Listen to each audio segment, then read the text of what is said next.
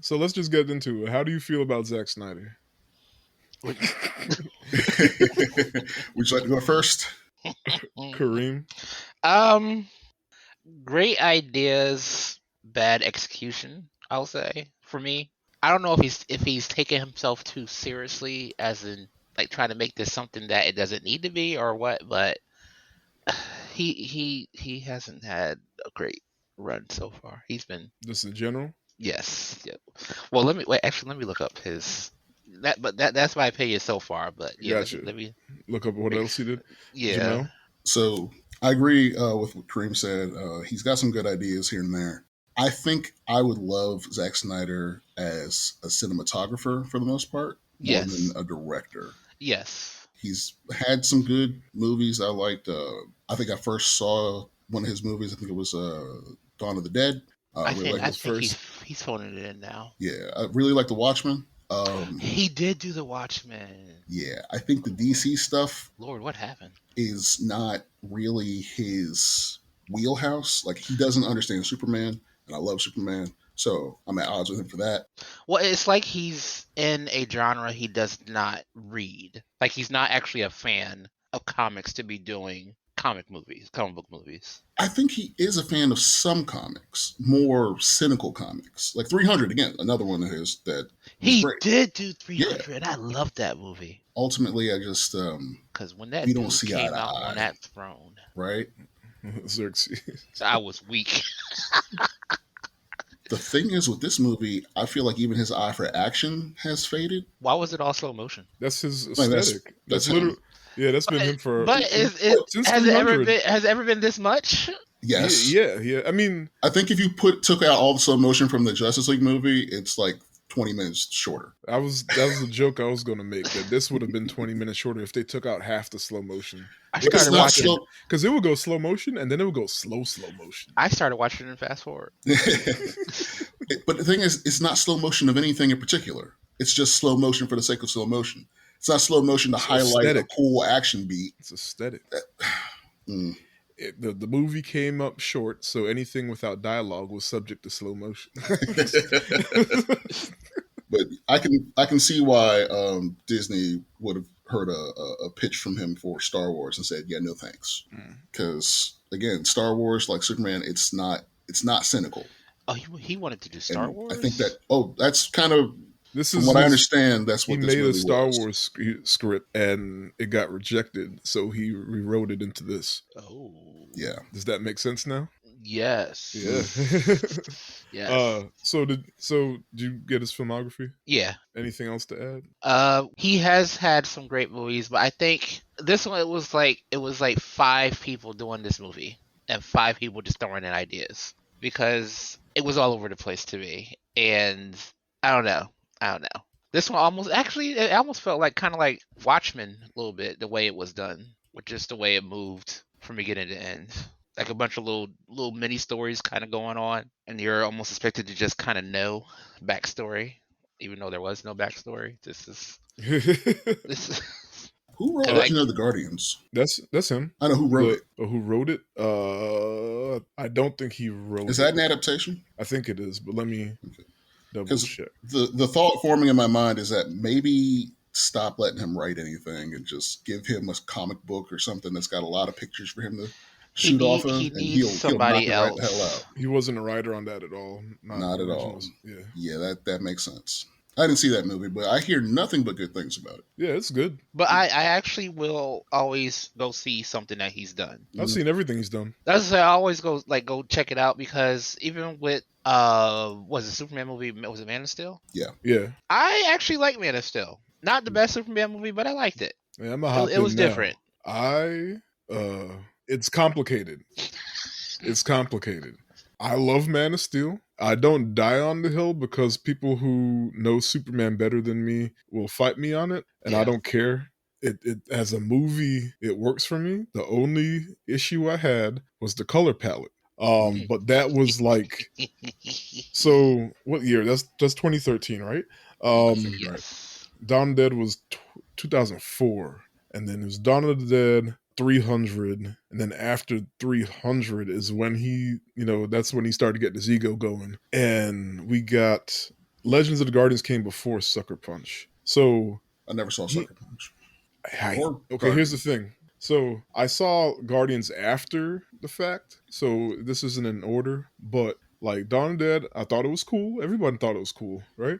Oh, coming Uh, back from Dawn of Dead that night was like my heart was still racing. That movie was yeah, because awesome. he was a music video director, I believe, before he started directing movies. So That's like just people like Michael didn't Bay. really. I mean, think about it. Who else would you compare him to now? Uh, aesthetics over substance, right? To I Yeah. Yeah, mean, definitely yeah. that. So I don't want to get too into it because we haven't started the episode yet. But Don Dead I was cool with. Love 300, even though it didn't age well. The film community hates it. I could get into that later if you want. I hated Sucker Punch. Mm. But I loved Watchmen came before all Sucker Punch. Now I think about it. So Don Dead 300 Watchmen, I was like, okay, this dude's pretty good. Sucker Punch, I was like, what happened? And I Sucker think Punch was that's his when he baby started too. writing. Yeah, that's Yeah, when he started writing it. Okay, like Okay, something was off with him. so it's not just me because I couldn't stand Yeah, Sucker Punch. I was I confused. hated Sucker Punch. Even I wasn't even confused and I hated it. And then some of it started of that seeped into this one, and I started getting like Sucker Punch flashbacks, and I was like, nah, come on, man. Man of Steel, I dug. So then after that, it's like, okay, now he's in charge of the DC movies, and it was like, okay, now this will be interesting. Even though I hated his color palette, we got to Dawn of Justice, darkest movie ever seen, and I don't like literally dark, like in the theater, I held my hand out in front of my face and I couldn't see my hand. It was so dark, and I was like, "Why did they let him get away with this? This is who like but Tiffany, mm, you didn't get the darkness was a metaphor for Jesus darkness. dark." Ugh, ugh. So, but by this point, he already kind of like cemented his trademarks, his aesthetic, and like things that he's going to keep going back to. I mean, he doesn't always do it, but like there's always something going on with the color in his movies, right? After like Dawn of the Dead was normal, I think, but 300 on. It's never just a normal color. It's either washed out sepia tone or just dark as fuck for whatever, just dark. But that's sometimes it works. Watchmen it worked, 300 it worked. I don't think it worked with Man of Steel. Mm-mm. Sucker Punch was ugly as sin. It was. This movie was ugly as sin. It really Uh was. Dawn of Justice was just black. I couldn't see nothing. What I don't know what what happened in that movie. whatever's happening with Zack Snyder's eyes is the same thing happening in Chris Nolan's ears. But he the That's only one funny. Like looking. Look, to him to them, it's perfectly no, fine, no. and everyone So else is like, "What the hell?" this isn't me defending Nolan's ears. I'm just saying his it's his brain. He said, or at least either he's making shit up after the fact, or he's just been inhaling his farts too long. And I love Mm. Nolan, but for Tenet, he said he wanted people to listen harder, so he purposely made the dialogue hard to hear. And I was like, that's a sin. That's bullshit. Either you're making stuff up to cover your ass and it's not working, Wait, or what? exactly. Or like it did like who does that? You What? fucked up. You fucked something like this bad. And it was a choice. It was a choice. It wasn't so that's somebody's job, right? And he said, no, do it like this. What? Yeah. Mm. Yes. But I think what happened was he was like, no, we need more like make the background noise more, make the explosions louder, yada yada yada, and it drowned it out the dialogue, and he didn't catch that until after the fact, so he just had to like So roll with it you don't instead want of me to just watch the saying movie. yeah, he's not That's going to all say I'm he hearing. messed up. I can't even probably watch that at home with I don't It have like the was proper subwoofer now, so like I wouldn't be able to I hear watched it with goddamn thing. my Atmos soundbar that bounces the sound off the ceiling. Yeah. So it was like powerful sound, like, everything going on, the music, the explosions, all the sound design. And then as soon as somebody goes to fucking talk, you really got to be like, So you kept having to turn it up and down. yeah, oh my God. That annoys me so much in movies. The mix, like, I love Tenet, but I'm not dying on the hill of like that's a huge flaw is the sound mixing. Yeah. I'm not that much in love with Christopher Nolan where I could be like, no, I got you. What he was trying to do was no. That's he fucked up. Anyway, so back to Snyder. But yes, no. Back to the person we're attacking. Uh, uh, Wow.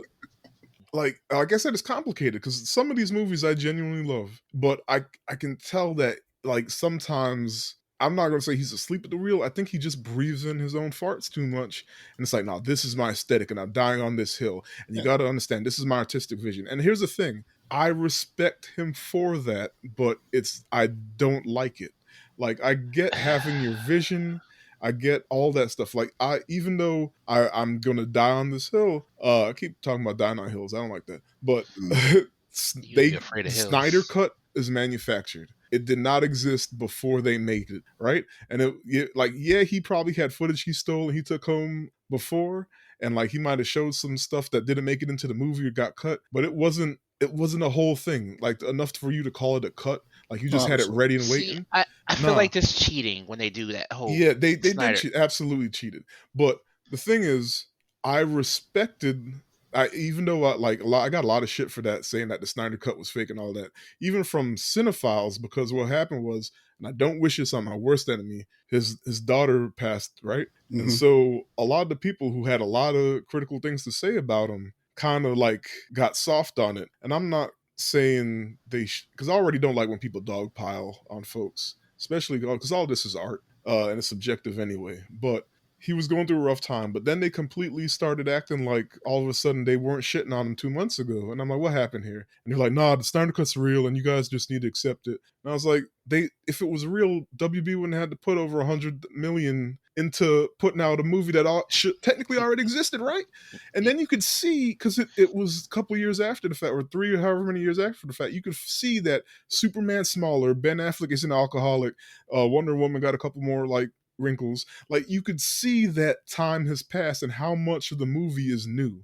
And you're still saying that this shit existed on his shelf already. No, no, I'm sorry. Like And all maybe that was one of the bullshit. weirdest things about that But whole wait. that Let, but I still haven't gotten. I still haven't okay. gotten my point. My point is, I still respect that he got to put out a movie that was his fully realized vision. Because of course, the original Justice League was a Frankenstein of two different movies. You could literally, if you watch enough movies, you can see this You're is talking about Joss what this Whedon. is. You can see. You're saying that's what Let Rebel me Moon is. finish. No, You can see. I'm trying to clarify. You're saying the movie that's his full No, you're vision is being an this. asshole. I'm not being a dude. I Listen, literally don't know if you're talking about Justice League or this movie. What are you I'm talking talking about? about Justice League. Like, if Okay, you let me talk, you know continue. what I'm saying. Shit. You could see Joss Whedon and you could see Zack Snyder. Which parts of Justice League was him? Like, Yeah. was which dude, right?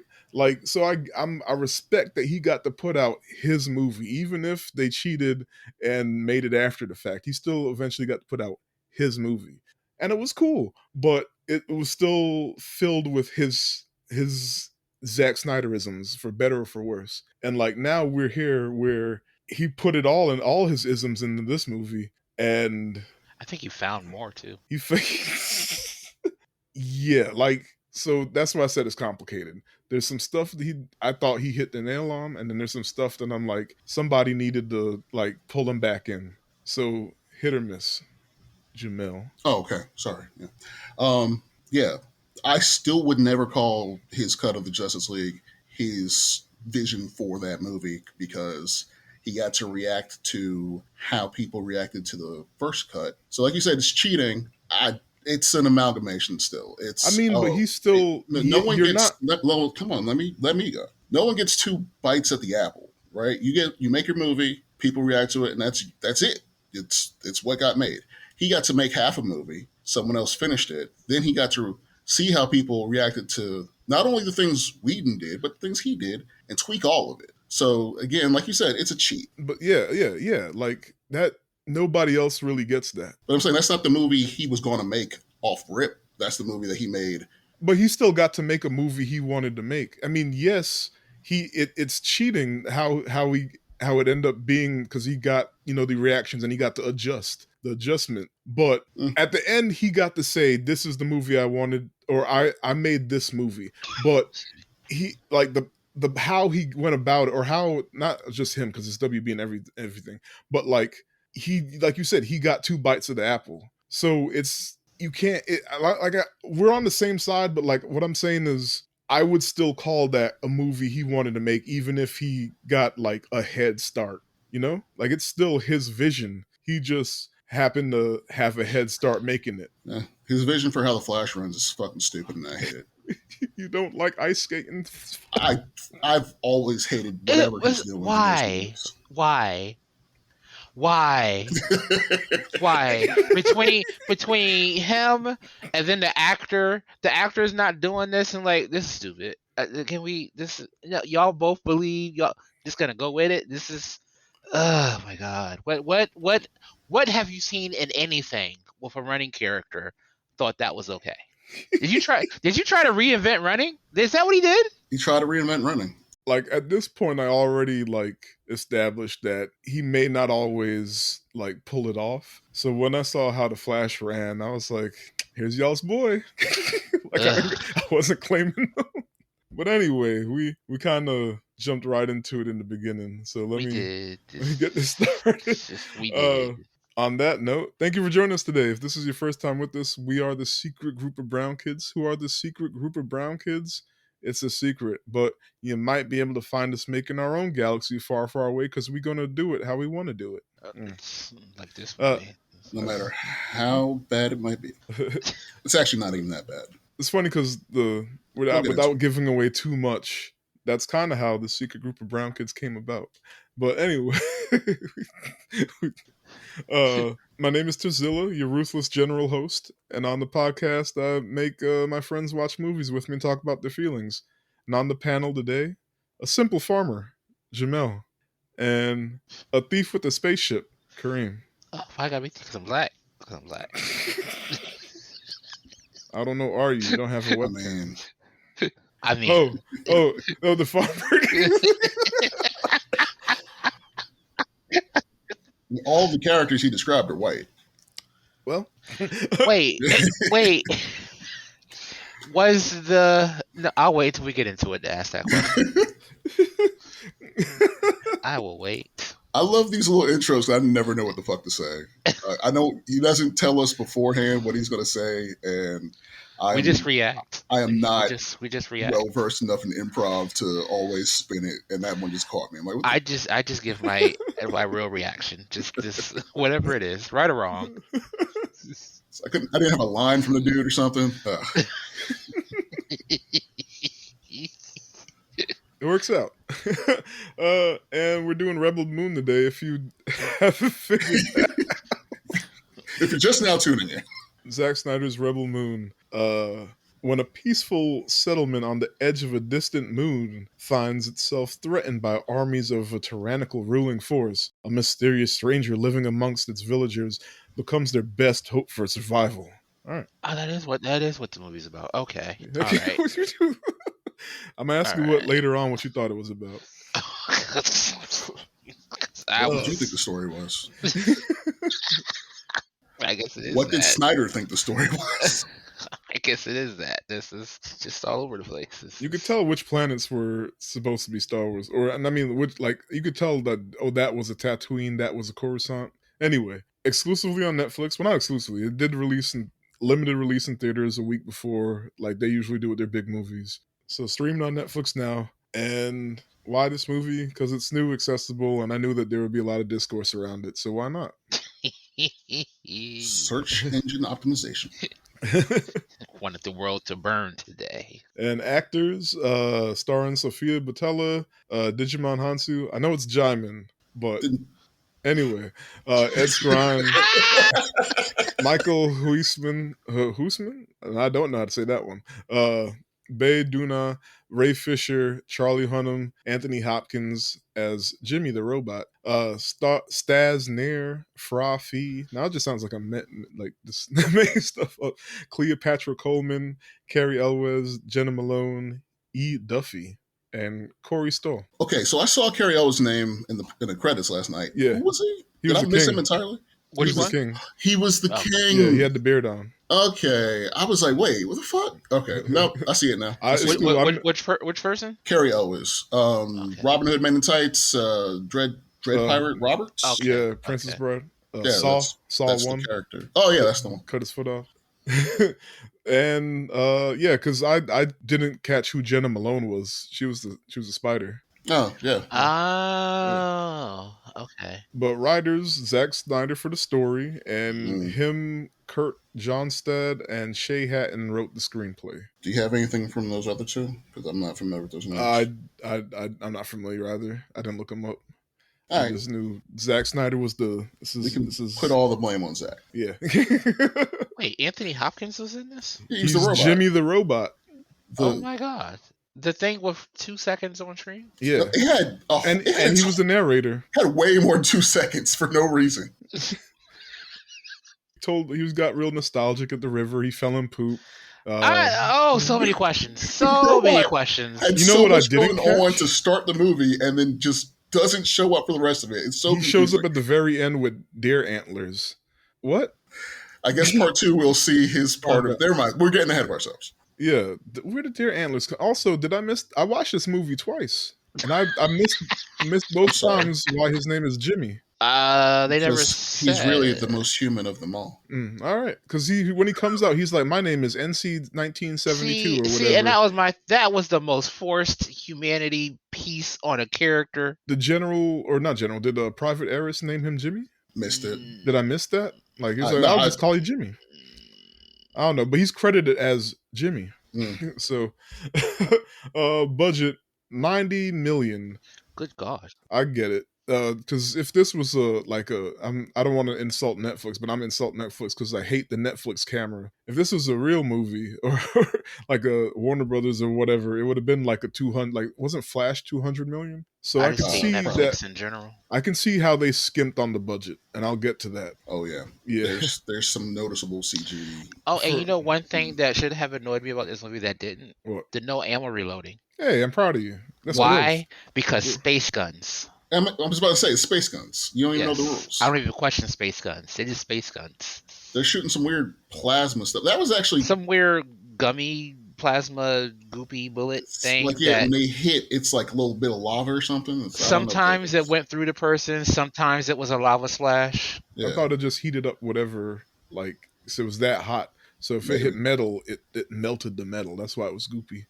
But Well, it Luke did it on doesn't tell us, so- on characters too, though. Or like people. Oh, it melted their hearts. All right. Literally. This one froze. Ratings. Usually I just do Rotten Tomatoes, but I threw some extras in there so we could talk about it. For Rotten Tomatoes, audience 62, which at first it wasn't, but 62, so that's fresh. Critics 24%, that's not fresh. How do you feel 24? about that? 24%. I think that's Critics. the lowest I've heard you say since we started doing. We did this. one where it was like single digits or teens or something. I can't remember what, but I think it I was like literally. Hidden Strike. Oh. That'd be You asked me to watch that. I said absolutely not. it was so terrible. But no, No, I don't get what people are looking for in a movie. Like there's, like yes, this movie looks pretty cool sometimes. There's think no story. in There's general, no, they're just trying to be entertained. There's a story. but what? I mean, y'all didn't find it. Apparently, maybe I made the story see, Uh, okay. To me, this movie had up. Call me great. Zack Snyder. It was like a house. This movie had great bones. Everything was there to make a great movie. It was just the writing and the direction fell completely off. I'll rephrase and say, first of all, I agree.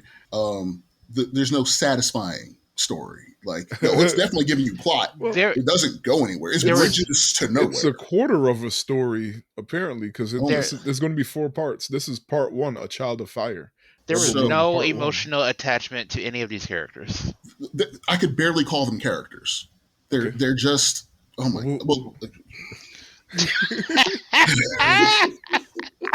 I mean, it's my job. I gotta Wrangle it. Yeah.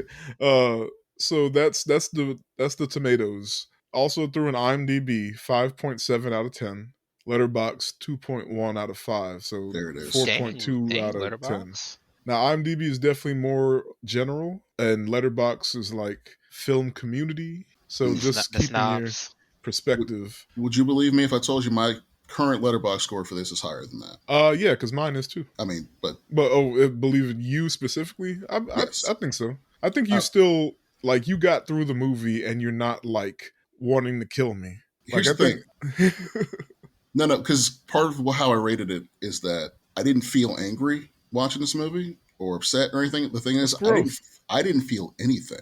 This Yeah, movie is empty. that happens. I got angry one time with a line at the end, and I'll get there. But this movie was so freaking nothing that I can't even like. Why I would felt I I feel trash like I watched a long commercial for a video game. it? For me, that would be a 5. Unremarkable, where I just have Yeah, nothing. This was the longest video game commercial I've ever seen. but the more I'm thinking about it, the I more I think mean, I need to adjust that. that's it's funny you say that. That's how I've described Zack Snyder's aesthetic before is a video game commercial. Like or like a cinematic, a video game cinematic. Yeah. Yeah, Yeah, sure. that's his aesthetic. That's not necessarily a good thing. Then he had to slow it down the whole movie. Look, look. He really wanted the movie to be 2 hours and 15 minutes and it came up short, so slow motion. And also, Who slows the movie down when a character is taking a drink? Who does that? It's cinematic. Like, you know what the running joke is? Remember in 300 or it started off in Gladiator, if I'm not mistaken, but he did it again he did it in 300, and he did it a few more times in his movies. I know also in like Justice League and shit, the walking through the tall grass and your hands touching the tops of it. oh Oh, yeah, It's right. cinema in slow motion. and 2 hours and 15 minutes is also mercifully short for a Zack Snyder movie. I did appreciate Considering that. the Snyder Cut was 4 hours, right? Yeah, Yeah. I was ready for a 3 hour movie. I And think it was going when to it be. wrapped up, I was like, oh, good, thank you. I think it was going to be a 4 hour movie, and Netflix or somebody was like, "Well, let's just split it." So you actually have a saga. That's why I think it's supposed. I think it was originally going to be as long as 2 movies, and then they decided to split it into 4. So half of this movie, this is real. This one movie is actually half of a movie, and then they slowed down half of it to stretch into. Does that What? make sense? It's Math? like a math question. If Sally Jack brought has 3 2 movies. apples, But yeah, wait. So there's going to be 3 more uh parts. So wait no. Well, And there's a gonna prequel there's TV series apparently. what I saw that on is the that where we're getting character personality? I don't know. But Oh, no, but okay. So this movie is getting a Snyder cut with the stuff that he cut out. I think I saw that headline. I didn't read the article and I was like, ain't no fucking way, and I kept scrolling. But I that's did what they hear. alluded to. I heard that there's going to be an R-rated version That's what it was. Then why? because they cut out all the blood. I hate in that this. Snyder cut is a thing verb now? now, like not a verb, but an adjective. Wait, what? I don't know grammar. Let me get my teacher wife. I mean, right now we are speaking literally. But yeah, like, but you know what I mean? Like, it's a Like thing this, now. it's a yeah. I feel like this is he invented a way to cheat in movies. Now this is your movie sucks. Well, good thing I was gonna do a whole unlimited cut. Well, the director's cut was already a thing, but like, why not just call it a director? They're calling it the Snyder. It's already a word for it. It's because it's new But generation. We gotta usually, the make new director words. cut, you don't go in already planning the director's cut. The director's cut happens after the studio butchers your movie, and then somehow they Or let before you it. put out the. Maybe it's a money thing now because they got this version of thing happening in video games where you're never getting a whole game anymore because they got DLC coming almost immediately after the game was released. Why is there DLC? Yeah, but you don't have to pay more for the new cut of this movie. I mean, you're already paying your Netflix subscription, so provided you weren't going to get rid of that, I see what you're $30. saying. you know, like they don't get to You said charge $30. For me to only be able to view it in my house. because when it came to movies in the theater, I definitely agree with you. It was like, hey, here's a movie in the theater, here's what you got, and then hey, do you want the ultimate, unlimited edition, unrated, whatever, Blu-ray release for extra, $15 on top of the regular Blu-ray price? Yeah. That made sense financially Yeah. for the studios, I think. But this, I don't know. I don't know why you would even So they're trying to make the streaming version of that. like. What I would do maybe even is release both versions at the same time. Like, here's your PG-13 version, here's your R-rated version. Watch whichever one is appropriate for you. You care about, and then that's it. I don't know why you would Huh. just hold on to the other cut. I don't know. I don't understand That's an Netflix. interesting concept that I'm not agreeing or disagreeing with. I'm just thinking about. I have to sit on that. Hmm. Two different rating cuts at the same time. All right. Well, real quick before we get into it, shout outs. This week I noticed Texas, Florida, and New York listening, and we also got our usual suspects: Ontario, Washington, Illinois. Thanks for sticking with us. Also, Appreciate y'all. I don't know who they are, but they've been listening for for Yeah. a hot minute now, especially Washington and Illinois. Love y'all. But yeah, we're going to spoil the movie. If you haven't seen it, it's on Netflix. I know they banned password sharing, but I still feel like somebody knows somebody that you can just go watch this movie at their house. Or you just don't care enough. You just want to see what we talk about. So moving forward, spoilers ahead. By the way, I did have to tell Netflix I was traveling because I gave my account to my mom. Huh. I just haven't had Netflix access in my house for like last month. So Is that for what this this is? movie, I did that, and for nothing else. So I hope you're For happy. the podcast, I am happy. Yeah, I'm gonna Thank watch Maestro after this just to make it feel better. Oh, there you go. Silver lining. Hopefully, you feel something about that movie. So I guess Almost guaranteed. I was going to say, this is the part where we go real quick.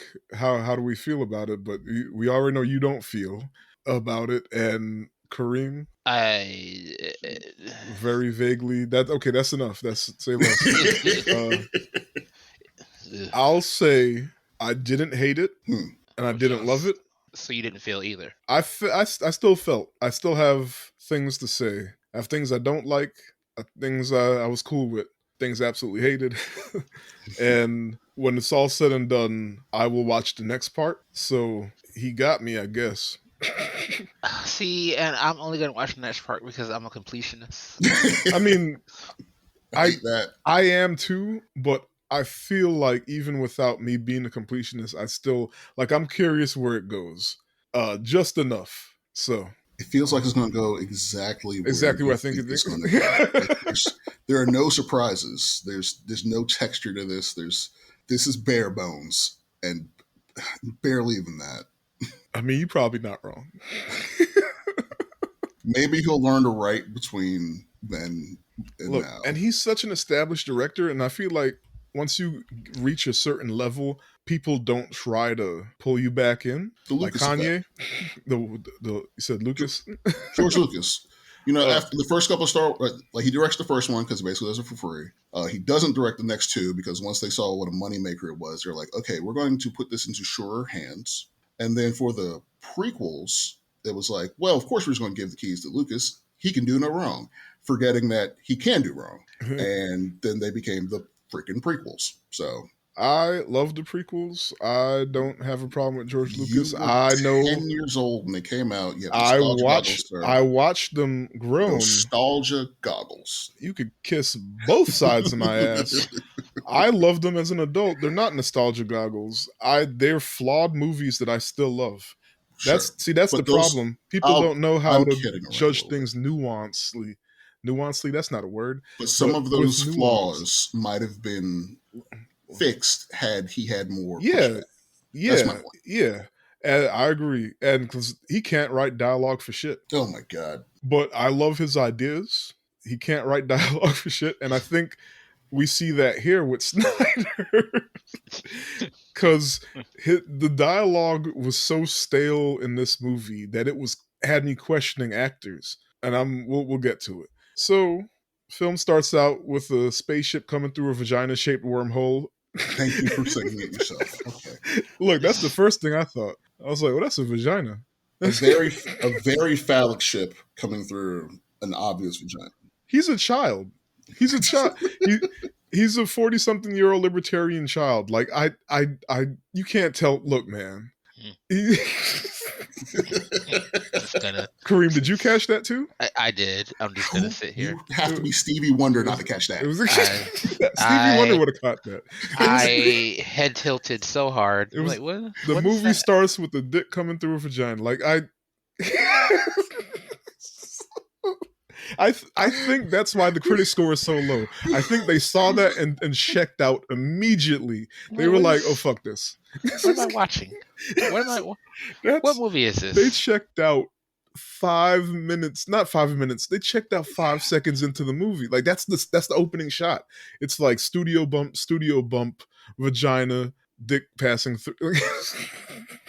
I mean, what is this? What is It's what's like Elon, how the first like wasn't like the first, or there's like a succession of like Tesla models that came out that spelled out sex. Like you're a child. Mm. what is happening? Oh God. Look, I'm sorry. I make childish jokes too. But if I'm in charge of a almost $90 $100 million. million movie, I'm not gonna start it off with the most immature joke. Anyway, Wait, huh? we 40 minutes into this and we're just so I'm gonna read Anthony Hopkins' Jimmy's narration because that Mm. pretty much sets the stage. On the Motherworld, 1,000 kings ruled in challenge and succession, but in the royal bloodline's lust for power, they consumed everything on the planet. The realm marched their armies into the vastness of space, conquering everything in its path. The glory of the Motherworld seemed without end until the treachery of an assassin's blade struck down the king and queen, severing the royal bloodline forever. In the chaotic aftermath of the king's death, several conquered planets on the edge of the Motherworld's reach began a whisper of revolution. A senator named Belisarius used the opportunity to seize power, declaring himself regent. As a show of strength, he sent his most brutal commander into the outreaches of the Motherworld's dominion to find and crush without mercy those who would call themselves rebel. All right. So yeah, as we just watch this ship slowly drift through space, we get this narration, and already I'm just like, you What's can't, happening? don't. There's a lot here. You're telling me a lot. You're not showing me shit. I mean, this is his version of the Star Wars crawl, I guess. But Right? God, at least that was visually interesting True. and not anywhere near as like it's not like overly complex, but it's still like I don't know. I feel I like a lot of I'm people not are I'm not against this because usually in these type of especially sci-fi and fantasy where there's like a world outside of the what you're seeing in the movie, I'm fine with them just setting the stage just like that. It's not creative at all, like you said, but I wish it was done better. I got you. So on the moon Velt, we see a woman, Cora, plowing a field at dusk. After she Odd-looking horse. After she heads up to the longhouse for a village gathering celebrating the harvest and some fresh meat, one of the guys brought back from the hunt, right? When she gets home, the old dude, what you want to say, Kareem? You're it's a Star Wars space movie, but you're plowing with the Yeah, ricketiest looking yeah, old. that irked the shit out of me because it starts out with that you're plowing with like the tool they used in like the 1800s to plow a field, a horse and the plow, right? But then they got sliding like automatic sliding doors. So I I was like, mean, what am I watching? Why? What's with the mixed sense? That's the only thing that be irking me in certain sci-fi movies when the technology isn't on the same level. Is Like, it, I you mean want to that do is a Star space? Wars. Is it a space western? Is this what this is? I mean, but in Star Wars they were moisture farmers. We don't got that shit here. Well, Like, I mean that's that planet. it at Like least I've been watching Andor, trying to catch up on that. it's an amazing series actually. Hasn't really, and I'm going to catch hell for that. Like it's been fine for me so far. I'm through the heist, and on to the next part. But Okay. there's still just a lot of like yeah, Tatooine was a desert planet with not a lot of shit. But so many places on Star Wars, if it's not like the capital, there's like You're right. no real buildup of technology. No paved roads. It's always dirt. I mean, They you're must right. have You're right. freaking phone. There are no phones in Star Wars. Like it's a But weird thing that where there's like we have interplanetary travel and also everything feels like that's a running joke in the science past. fiction though. Yeah. Like World of Worlds, they had mastered interstellar travel, but they hadn't seen a wheel before. Hmm. Like the alien was like intrigued by the bicycle wheel. Oh yeah. Like it's a running joke in I science get fiction that. because I guess Well, I'm countering my own point here in saying that it's a thing where they acknowledge that the what's the word the disparity in hmm. how you have some future tech and then you have got this old ass shit like or things that they just skipped over. Yeah. So I guess it's a thing. So I'm gonna leave that. But But if we it's want still to talk funny to about see. the aesthetic here in this movie, like at least in Star Wars, they're not wearing just like actual old timey frontier American clothes like they're wearing in this. Hey, 90. Here's how Netflix saves money in their productions. Their set production and sometimes costume and stuff, that's where they skimp on, or at least what some people feel is why the Netflix camera exists, why Uh, everything is fucking ugly and blurry outside of whatever is in the dead center of the shot, because that way you don't see how shitty everything else looks. So that wasn't on So purpose. it's possible. because I mean, that we don't know shot for when we sure, see but the farmer dude like just he comes out and just like stares at Cora. I'm trying to decipher what the look on his face is, and it's I don't know. It's not like adoration or anything. Anyway, he's but like horny. yeah, the everything behind the little bridge is fake, and Yeah, everything in front of it's like so just clearly yeah. this was the Cause, it's not. cause I'll be honest, I thought I was having a stroke. Nah, I'm not going to blame Snyder for this. This is Oh, okay, Netflix. that's Netflix. That's Netflix. Now, Army of Darkness was the same. Not Army of Dark. I'm sorry. Army of the Dead Army of the Dead. was the same way. His zombie heist movie. But the stuff he did prior to Netflix usually had better set design Yeah, and I'll didn't give him have that. the fucking Netflix camera. It had some other aesthetic choices, but not the Netflix camera. Somebody dropped the camera on Netflix for use to replace it. And when I say Netflix camera, I'm not even sure if it's an actual camera or if it's like camera and lens settings that they have to abide to. Yeah. But it's a thing that like best example I got is like Umbrella Academy, where everything is blurry outside of the close-up shot of someone's face in the center of the screen all the time. Like it's just hideous. So I that never noticed that, in a and now you're sci probably ruining a rewatch of that for me. Man, that in a sci-fi movie where everything is supposed to be fantastical and, different and worth looking at hurts. It hurts. Because Yeah. you're supposed to be looking at the entire set, scene, clothes, Look, No. costumes. I'm gonna point it out when we get there. You look at the middle of the But screen and nothing else. yeah, I Why can't. do you have blurry aliens? What Look, what? I'm gonna point it out when we get to it. But there was a part that broke my heart because it was such a cool looking alien that was just in the background blurry, and I was like, I know what you're talking about. oh my god. I was so mad. But yeah, let me keep moving. So when she gets home, the old dude that she lives with asks about her getting a husband because the hunter who brought the meat back or whatever is interested in her. But Cora declines and says she's been very happy the last 2 seasons she's lived there, but as a child of war, the ideas of love and family were beaten out of her. Okay. Mm. Question about that. Okay. Mhm. So when a character that can't find love or don't believe they're worth loving, Mhm. they generally don't vocalize that because they don't understand that Yeah, because about they don't realize themselves. that. Yeah, they don't. He went into a full dissertation like she's in her final year of college being a psych I mean, student. I guess some people exist who do understand that, or that they choose to be that way, and they're like, "I'm a So lonely loner." So you don't fix it? You know it's wrong, but you don't fix it? You just, Like, what's that? What's this? The I'm a Green Day child song? of war. They, Oh, okay. she walks the lonely road, the loneliest road she's ever And, known.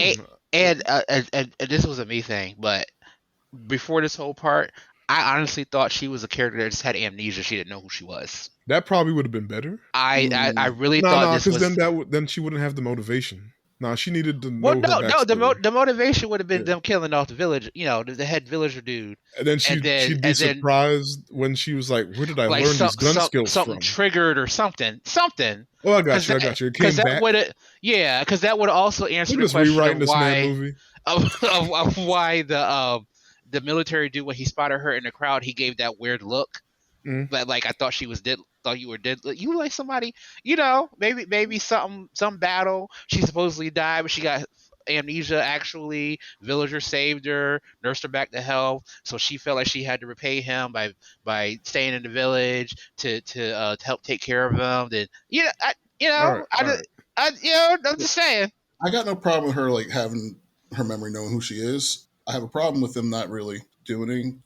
Like you said, everything you said about her just telling us all of her stuff like just blatantly. It was like, oh, Okay, no, Oh, that's a natural way to so tell we the got audience about your character. so we Um, so so we got your whole character right here. Okay, but all right, also, okay. I think you need her to know what's up because someone has to kind of raise the alarm about Yeah, the ship. I yeah. mean, it's pretty ominous in and of itself, so maybe you don't. But I thought it could have been the idiot villager who was telling all these secrets. I'm also, like, she disappears for a big part of the next part of the movie. Like, she barely does That's because they anything. tried to introduce the personality of the other characters and The what now? the introduce personality of the robot and the good-hearted Yo, we soldier on gonna the let me bad get through the movie. team. We gonna let me get through the movie. Oh, Holy Fine. my bad. shit! Hey, you want My to do that? bad. You know how we are. My uh, bad. We just talk. We We're just talk. rebels. We're rebels, Tiff. all right. Ha! Rebel movie ish, kinda, a little So bit. I mean, they are rebels, yes, and you are rebels, yes. But getting back to your original point, I think it was execution because I can understand someone feeling guilt or like they don't deserve love or something, I'm a child of and war. it's just the telling, the info dump, as opposed to just us figuring that out, watching her along the way. Then like she could have just been like not interested, and then kept it moving, and then over time we'd be like, oh, she doesn't think she deserves love. Okay, Mm-hmm. but I see what you're saying is she just said it. Yeah, it's that old adage in filmmaking: tell, don't show. Shh. That's called Shh. sarcasm. you, you saw my brain break?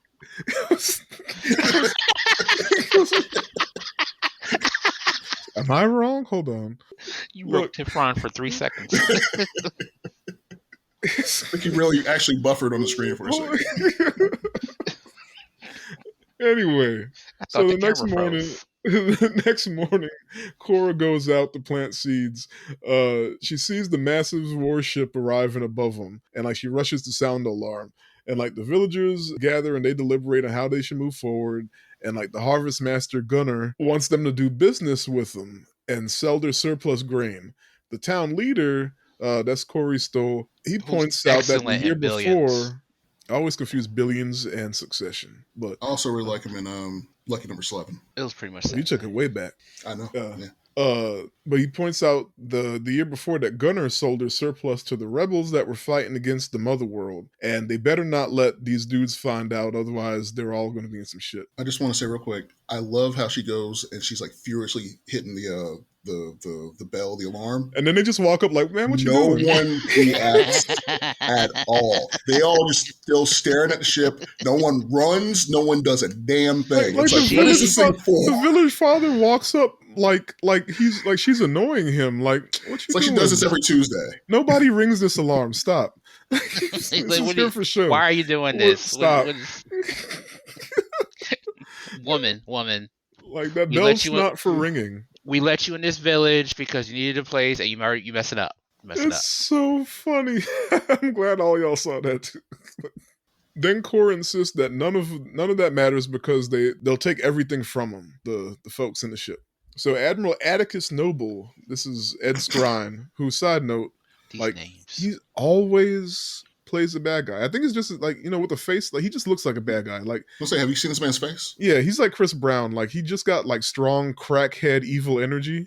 Like, yeah. Anyway, like his body's like Chris Brown's too. Like it's just like zero body fat. He's kind of dangly, like just an evil face. Anyway, For those of y'all trying to, Ed Skrein was Ajax in Deadpool 1.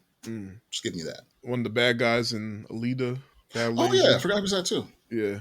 I think they tried to make him into the good guy with the Transporter reboot that didn't go anywhere. There was a Transporter reboot? Yeah, he was a Transporter. There was an attempt. That's the only time I've seen him play the good guy that I can remember. It was an attempt. It was. But yeah, so Ed Skrein is Admiral Atticus Noble, the royal representative of the slain king, and his dudes, they pull up to the village, and the village lead, Sindri is his name, Corey Stoll, invites them to the longhouse to talk. And like Noble asked them to sell their surplus at triple the market price, which is a great deal for them.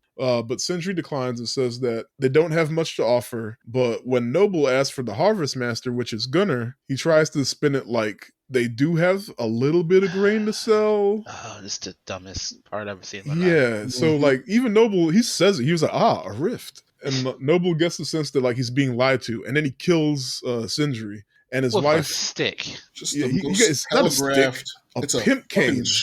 It's a shillelagh. You said a shillelagh. Shillelagh? It was a shillelagh. Oh my god. Dear Google, what is a shillelagh? It's I think it's is it Irish or Scottish? I don't know. There's several Irish, or at least supposed to be or Irish accents in the movie. So I don't know. Whatever. I'll look that up later. Shillelagh. So Noble gets a sense that he's being lied to, kills Sindri, and his wife gets cut down too because she's like, "Nah, my husband," and they're just No, no, assholes, so they no. kill her too. You went from wooden stick to laser sword. I mean,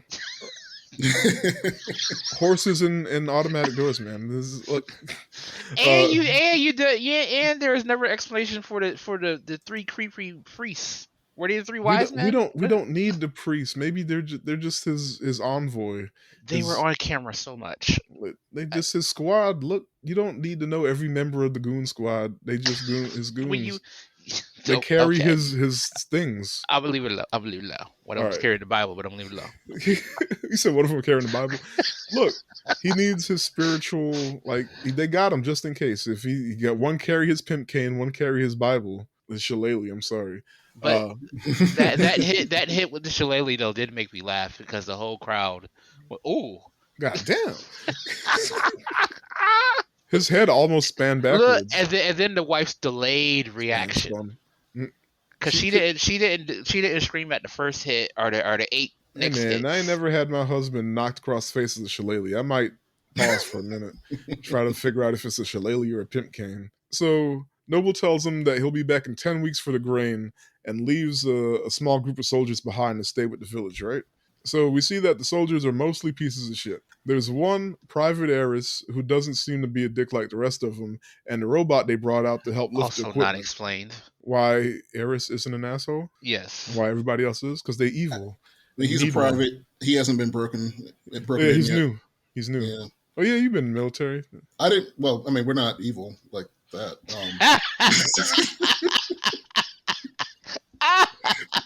You're right.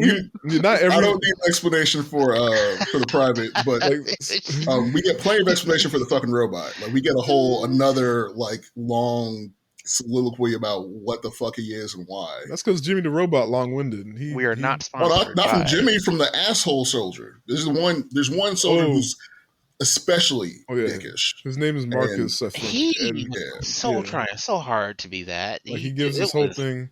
You know, the robots are stop fighting once the king was slain. See, watch, and he like shoots at him, and he's like, see, they're not even going to hit back or anything. And he shoots at him some more, and the robot falls in doo-doo. Well, he has armor on. I don't know if he's indestructible, but he has armor. He has the same. If you look at it closely, or at least the same kind of armor that they have on. Sure. Well, by the end of this, Korra's going to get the whole army of these things to come start fighting again, and then they're going to be indestructible. And are we supposed to wait until the second movie to know that the blonde-headed chick is the princess the robot was talking about? Hey, why are we getting ahead of ourselves? We talking about a future movie now. I'm still trying to get through this movie. My bad. Okay, I'm sorry. I'll be honest. I didn't put that together.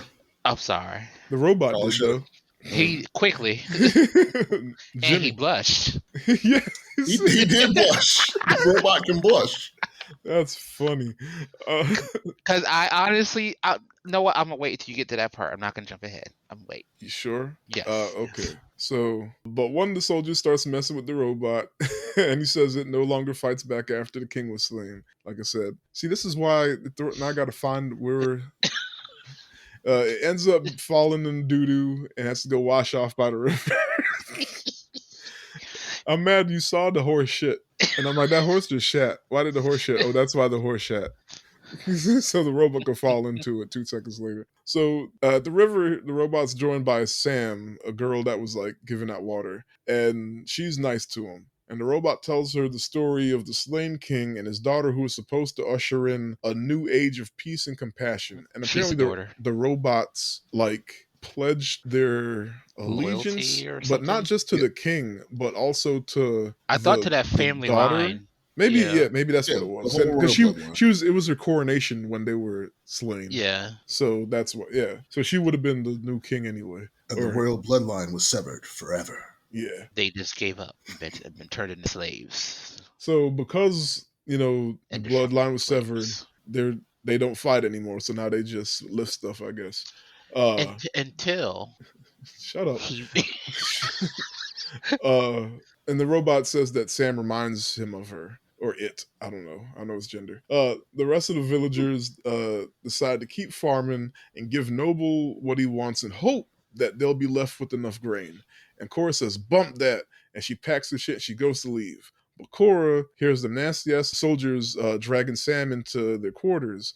And we see Private Eris try to stand up for her, but literally all the other soldiers are on board to assault Sam, including the leader. And this is some Zack Snyder shit, because I Yeah. don't he didn't have to put sexual assault in the movie. I mean, it's not like graphic because it didn't happen yet, but still yeah, the still idea. because he does it again later on. It's not just Snyder. This is one of those cinema sins things. I mean, do we use the R word here? Well, But because you want to show the true evil of man. Yeah, mm, I'm of the belief that you could put anything in a movie that happens in real life as long as you handle it with tact and respect. With And care. you don't have to see certain things. So we didn't see anything here. I'm just saying Zack Snyder Heavily has, implied. has done this before mm. a couple of times, and I'm like that was the whole crux of Sucker Punch. And I Yeah. I don't think a dude should be making a movie about that. Or if you do, you needed to have way better care with it than he did, because it also felt exploitive at the same time. So this is me I, kind of going back to Sucker Punch, seeing this, and I'm like, there you go again, see, I Snyder. never cared about a guy doing it. As long as it's done right, but I don't think it was done Right, but right. it has to be a point to it being in the movie. Don't just have it be there just for it to be, just make it. Okay, I want to make them seem bad. I'm gonna make them do this. Just the whole Sucker Punch in general just felt exploitive, so that's why I'm harping on that. But I'll leave it alone. But yeah, Well, how did you think it was handled in this? honestly, if I remove Sucker Punch from the equation and just leave this isolated, I thought it was handled right the first time, and then the second time I was like, "We doing this again? We just did this Yeah. 20 minutes ago." It's not even You the didn't same people. you It's didn't have different to people. grab him. See, he wanted to make sure he was showing you that he's an equal opportunity when it comes to this. Well, It's not just females who can get assaulted; it's males too. because to me, it's like Very progressive. if you're doing it multiple times and you're like, okay, you do it multiple times in this movie, so the whole universe is gravy like this. just This is evil for no reason. Tatooine is. this is and why is it Or sexual belt. evil? Why is everybody sexual evil? Why is that the first Because thing? that's the you jump- evilest of evil. But also the part you're going to with the second occurrence, was that bar full of prostitutes or sex No. workers or something? I don't know. Seemed like It just seemed was like a a skeevy bar, so it might just been full of a bunch of skeevy people. Mhm. Because what? How did they describe Mos Eisley or whatever in Star hive of Wars? scum and villainy. Yeah, so it was that, right? Yeah, But yeah, most so likely Cantina, but with more groping. shoot, now you got me thinking about the rated R version. Oh my god! Yeah, we're good. So All right, so now Cora gets active. back to Cora. Then Cora shows up weaponless and still takes them all out, except for the leader who holds the gun to Sam's head behind her. Then Mr. Robot shows up and he's like, okay, good, glad you finally showed up. Kill him. And he picks up a gun. This part I thought was really cool. He doesn't aim it or anything. He's sitting there thinking about it, holding the gun, and then he just fires a single shot without aiming it. It's still It's sideways. It's sideways, right? Yeah. He's still thinking about it, and just his finger just pulls the trigger and completely gets him right in the head. Perfect aim. That was cool. Yeah, that might be my favorite part of the movie. And he didn't even screw it up with slow mo. Yeah, and there wasn't even any slow motion. It was a so great ruined. moment. So ruined. If that was a slow motion bullet, I would have turned it a off. cinematic. But okay. I think the robot did it because the girl touched him at the lake. I think she woke up. Whatever. Yeah, that loyalty trigger thing is. Because remember, that was the whole thing. They don't fight back anymore. Right. But then he said she reminds him of the princess or whatever, and then he saw the princess, was in danger, so he defended her. But he's still kind of thinking about it because he just runs off. Because he doesn't know if it's the actual, Yeah. So these parameters are acceptable. Yeah. Now somehow, he ran off because he's trying to figure out why. Somehow the code, his code let him. let him kill. So Yeah, I guess it was a choice and not like a actual lockout. yeah, we didn't spend enough time with him to know if he's sentient or just code. Anytime, But it kind He of anytime implies is at he's all. sentient. verbose. Got no time in this movie. I'm so upset. He was Anyway, the coolest thing about this movie, and they just take him away from me. there you go mumbling again. So the villagers all show up to see what the commotion was, and Cora tells them that, well, now we got to fight. She head taps the last one who's been Yeah, twitching. yeah. So well, so Cora sets out to find General Titus, a former hero of the realm that turned his forces against the Mother World. She also makes Gunnar come with her, so he can hopefully get in contact with the Blood Axes, the rebel insurgent forces, and enemies of the or Mother World that he sold their surplus grain to the previous year. So she can find a general and she can find an army. Like that's the plan. And they forgave him entirely too easy. Oh, for getting their leader I mean, killed. what are they gonna do? Yeah, Kill him too? Like he the one that helped. Something. Threaten him or something. Don't It's come like, back unless you fix this. Something, just look, he's leaving. He'll probably die. He's Let's just trying go to fix it. grow all this damn grain. something. Yeah. He just 12,000 bushels. Right 'Cause now, we all gotta. this is entirely his fault. Okay, but Oh. right now they got to figure out how to not get killed in 10 weeks. I guess you just it's your So fault, though. along the way, we get a flashback as Cora tells Gunnar about the Mother World, how the Mother World came to her planet when she was 9, led by General Belisarius, and they were there to destroy. She ended up face to face with Belisarius, who gave her the opportunity to kill him, and she pulls the trigger, but the gun doesn't go off. So because of that, he kills her whole family and he takes her as his daughter. He stole this from the Avengers. Yes. No, this was Gamora and Thanos so much. He stole it. I'm like, so much of this is. I mean, he stole the name He Korra. stole He stole half the names in this thing. He stole it. I was like, so Avengers again? Hey, No. the Thanos was only killing half of them. So the girl that got to play young Korra, there's nothing going on there. Like, You mean that whole I'm gonna whole blame the flashback? direction. I'm not gonna blame the young actress, but like, it's very.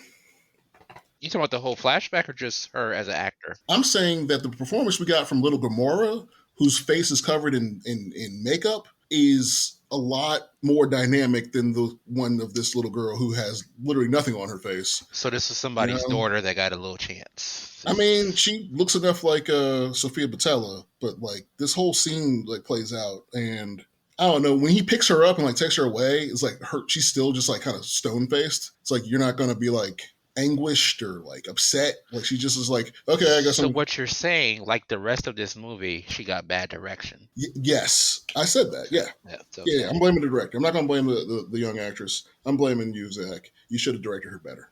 So as y'all said, he took her and made her his protege, and she lived on a spaceship with him. And like what she said, I fought for the king on distant worlds under the banner of people who murdered my entire family and destroyed my world. They have trained me, broken me, and rebuilt me in their image. I'm only telling you this so that you know who I am. You asked how I knew they would destroy you. That's what I would do. So another bit of information dump. But I feel like this is one of those scenes where we should have seen. I don't know. No. Yeah. Well, yeah. At least, I mean, there's flashbacks. There is visuals. There are visuals to go yeah, along with it the wasn't storytelling. just her saying it. So But I'm not going to true. hold it against them. True. That That haircut though. man, shut up. Oh, so yeah. Well, It's not great. Once they I got just the whole time I thought I was looking at a dude. I was like, is this her brother? That's the point. She's the one girl in the whole damn army, and all the dudes have the same haircut. So she just got the same haircut they got. It still took me a second. But yeah, once they got to town, they see the Hackshaws capturing their contact, which I don't know if the Hackshaw was the race or if it was just a group of mercenaries that all happened to be the same race. I thought it was just the group of mercenaries. But they all look like the ogres from that other Netflix December movie, Bright. To the point where I was like, I wonder if they just reused Bright prosthetics. Possible. That explains so much, actually. But that whole flashback looked like a scene from the Warhammer games. Oh, now that you mentioned it, and that was actually listed as another one of the inspirations. Warhammer 40K, Seven Samurai, which is going to get obvious here soon. And oh, that does make sense. I think there were, and obviously Star Wars. Good eye. Which I didn't say this in the beginning, but I don't think it being a reworked Star Wars script is inherently a bad thing. I'm not going to take off points for that or any parallels between this and Star Wars No. because No. art always pulls from other art, so whatever. And it's not like it's going to be the first thing to come out that, whatever. Like most fantasy stuff pulls from Lord of the Rings, whatever. And Star Wars itself is Flash Gordon meets Akira Kurosawa. Yeah, so So all art pulls from other art. So I'm not taking off any points for that. I just want to point that out. Yeah. Even if it sounds like I am at some parts. Sometimes it's too blatant. Yeah. But yeah, so they enter a saloon to figure out their next move. But before we get some more sexual assault, when some alien dude propositions Gunnar to spend the night with them because he has mostly clean sheets, he grabs his package and then Cora slams him on the counter. So then Is that John C. Reilly? Is he in this movie? I don't know. And the prisoner contraptions are cool that we saw. Yeah, that was pretty cool. Yeah. So she addresses the entire bar and asks about General Titus and immediately gets an answer from a weird little alien controlling a human who tells her that he's on planet Pollux fighting in the Colosseum. But be careful because the last person that tried to find them ended up with their head on a pike. Then the horny alien comes back with reinforcements and Cora kills everybody. And then Charlie Hunnam, his character's name is Kai, but I kept writing him down as Charlie Hunnam. Charlie Hunnam greets him and offers to fly her where she needs if she can pay him whatever she can afford. And he's really cool with the fact that she's gathering soldiers to fight against the Mother World, to which he agrees and they head off. So he agrees. He asks for money. He's clearly the type who's like in it for the money. You're Han Solo. Yeah, he's Han Solo. And then, scoundrel. And then, he offers no real rebuttal. They're like, oh, we don't really have money. He's like, we'll figure it out. And then that should have been your first clue. Was like, yeah, okay, red flag. Yeah. Spoiler alert! This nigga, look, for you to be war-born, war-trained, and the greatest general in existence, or the greatest warrior in existence. A little dumb, a little slow, little dumb. She was a good soldier. Well, no, they did make her leader of her own battalion. Yeah, they gave her own command, and then she's supposed to be like the elite guard for the royal family. So she's, Okay, yeah, you're right. And not to mention, I was going to make a Marine joke to mess with Jamel. The quick-witted smuggler that's supposed to know all this stuff. Okay. What? The guy that sold the extra grains. He's not a smuggler. Oh, he did smuggle some grain. It wasn't smuggling. He just made a deal with the wrong people, but it wasn't like. But they made him out to be the wheeler and dealer of the group, the one that knows people. He knows a person. Yeah, exactly one person. Yeah, nah. I never got that. He was naive as shit from the beginning. And he continued to be naive throughout the rest of the movie. Okay, yeah. Because I was actually, even though Red Flag McGee over here with the Charlie Hunnam, I was still expecting Gunnar to be the one to sell them out at some point. Mr. Right Place, Right Time. Because remember they even call him the ambitious farmer because he was too it's like he wanted money. 3 times the market rate, Tiff. Yeah. 3 times. You know how much we could buy better plows with that. More space horses. Anyway. So many more space horses. After we get a quick scene of Noble on his ship getting an update on a lead and him getting sci-fi high and having hentai tentacle alien sex. Yeah. Cora and the boys arrive on the planet to see if they can pick up a fighter that has crimes against the Mother World, right? But the guy, Tarak, is enslaved to pay off a debt. You mean Tarzan? Okay. I mean, yeah. Abs McGee. So the debtor gives them a price that they can't afford, of course, but he does like to gamble. So they bet on whether or not Tarak can tame a hippogriff.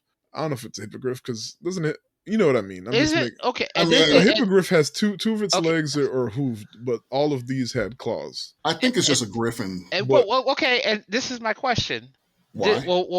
This scene kind of broke me because I'm like, wait, sci-fi to magical now? Aren't these magical mythical creatures? Hippogriffs are, and it looks like the hippogriff from the third Harry Potter, but they never call it a hippogriff. I'm calling it a hippogriff. Yeah, no, but we directly call out the existence of magic with Jimmy, the robot. Oh yeah, So we're and already just yeah, and the mixing, princess. the Okay, pools. okay, Yeah. okay, The okay, princess, yeah. okay. Did we talk about the princess having a Not yet, not thing? yet. Yeah, okay. That flashback hasn't happened. Like But he, this is a lot of what I'm talking about with this movie. It was like there's a lot of ideas. Mhm. They didn't all need to be in this movie. The alien with the tendrils on the neck of the guy who was talking through him, that was weird and creepy and interesting. The like you said, the weird him getting high with the little ports in his stomach and then yeah. whatever the hentai, the freaking alien thing was. There's a lot of just Stuff. okay, well that's a I thing, mean, that's Stuff. sci-fi and in general. but maybe there's too much. Maybe. Maybe dial it back a little bit and maybe I mean, but explore it's more of what you're doing. it's Star Wars. Like Star Wars had not necessarily the hentai, but the hentai tentacle monster. I mean, The tentacle Rogue thing, One did have that, but but but like one of the check boxes for Star Wars is like new alien creatures and stuff like that. So like they were checking off the boxes and things, and when they throw in little things like that to be like, oh yeah, it's this is a sci-fi. This is a sci-fi. Here's this thing that doesn't exist, but look Yeah. what they do with it. And then a Yeah, whole ass griffin. yeah, and we've seen Harry Potter 3. Best one. Is that 3 with the hippogriff? I don't remember. It's Alfonso Cuarón. Quran. Yeah. Anyway, they take him up on the offer because Tarek tells Corey that he can do it, and so he does. He tames the hippogriff after like a scene with them flying around in slow motion and jumping and shit, and he comes back down and like the griffin likes him, but after like he's freed, he kills the slave owner. And dude's like, yeah, atta girl. yeah, good girl. Yeah. This is another part that I was actually paying attention to.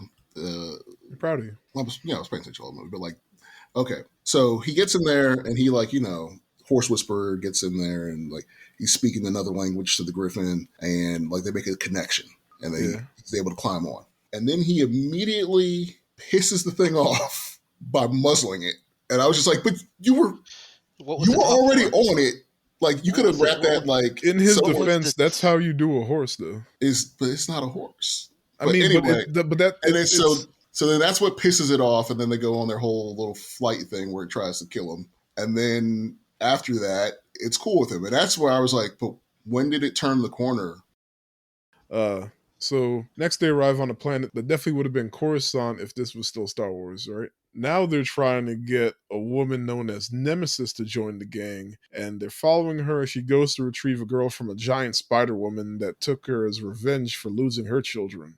Nemesis tries to reason with the spider, but she's forced to kill her. The spider's played by Jenna Malone, which I didn't catch the first time I watched this. Is she a good actress? Jenna Malone? Yes. I don't know. No, the wait. Yuna I'm getting the Korean woman. Mixed. Yeah. I think so. So She's just usually in like she was in Cloud Atlas. Yeah. She was in. Well, because the facial expressions of her character in this movie threw me off the entire movie. I think it was Zack Snyder telling her to act this way. Play aloof, mysterious. Not aloof, confused. but definitely like stoic.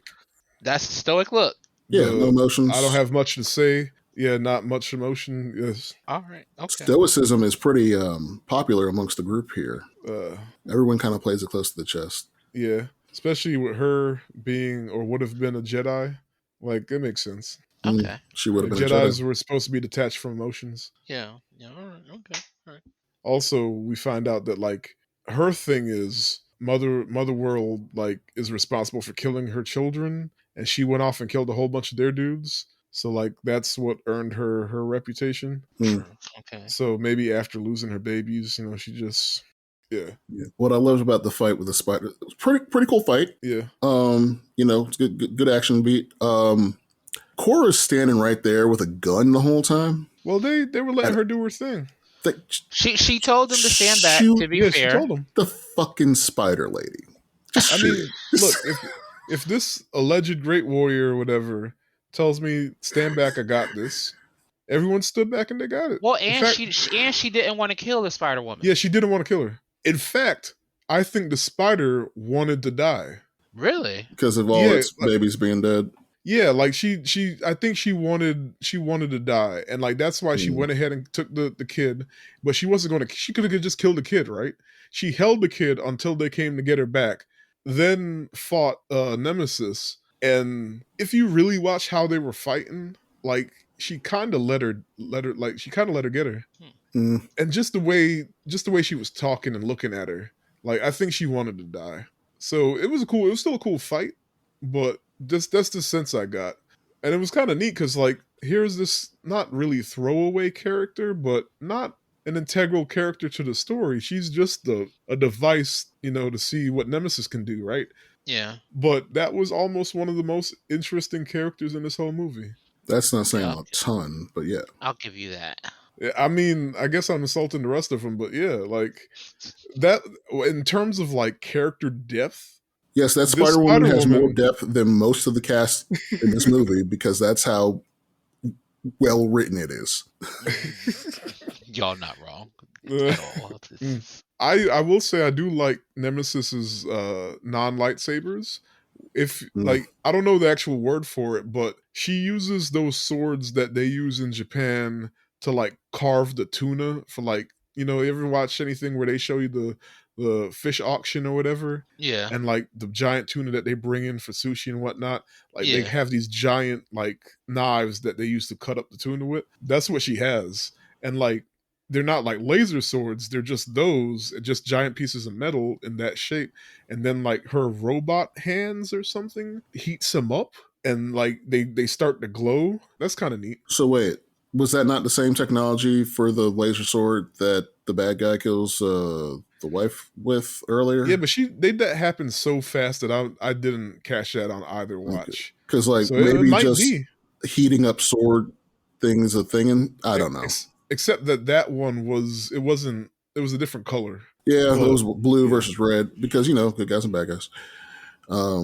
Except for the good guy one is red, legally I distinct. mean, good. It's all a matter of perspective. But yeah, Are you? I'm sorry. Are the people wearing the actual Nazi uniforms the good guys in this? no, I mean they Okay. think they're the good guys. I'm not saying I think they're the Do good they? guys. He kind of You're just right. knows he's a bastard.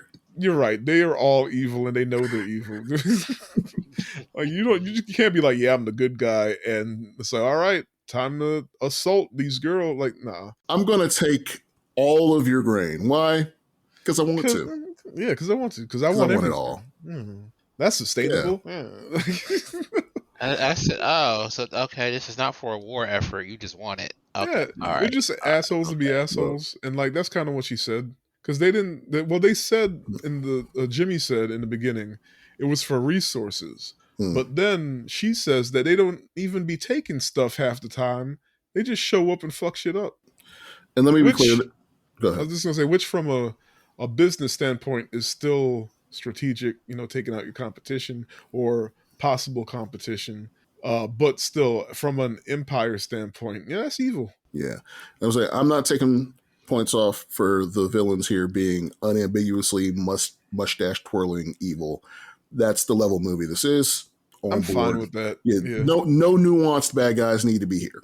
The Mm. Spider Lady is actually pretty nuanced. I think they're going to try to make Belisarius nuanced because she said that she thinks he took her as for someone to like share his pain with. Like somehow he saw himself in her and in a not creepy way, and he's like, "Well, you're my daughter. We're gonna go be intergalactic assholes together.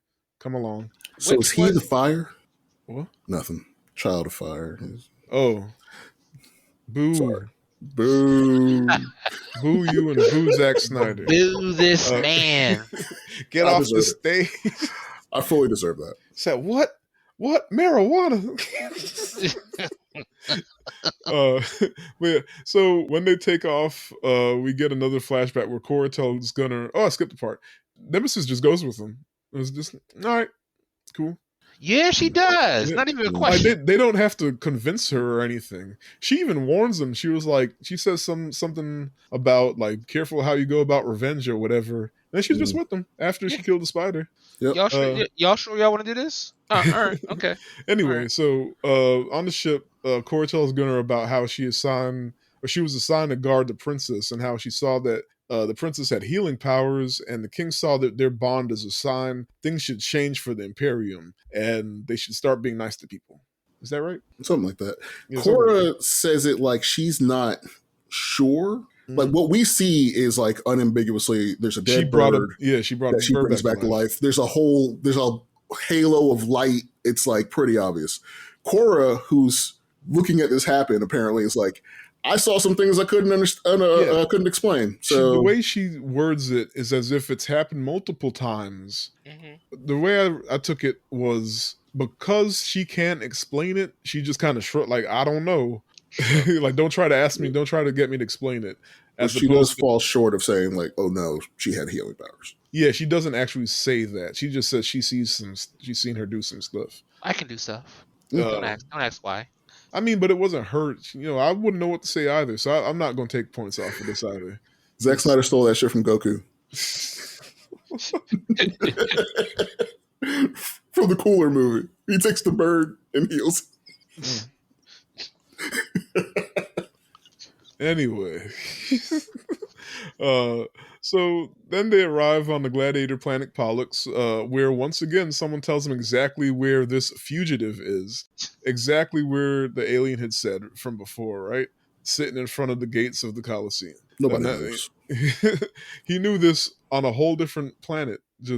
He on this other planet sitting right here in front of the gate. That's where you're gonna find him. But he was knocked out and drunk, right? So they pay some alien girl to half wash him off. I was like, you could at least wash all the dirt off. That scene irked the shit out of there, me. that whole scene, Something just didn't sit right with me, right? yeah. Anyway, Yeah. I'm not gonna get into that, but then Cora and Titus go back and forth over him joining her because he's broken after sending his men to their deaths, because like he turned his whole battalion against the mother world or whatever. They all died except for him. But she wins them over with amazing dialogue. If not redemption, what about revenge? And here's the thing. She was practicing that on I right like there. that line, but somehow the way it was delivered made Fell it short. so corny. Even though that's a dope line. It's a good line. And then like the way his reaction, like smash cut, he's on Look!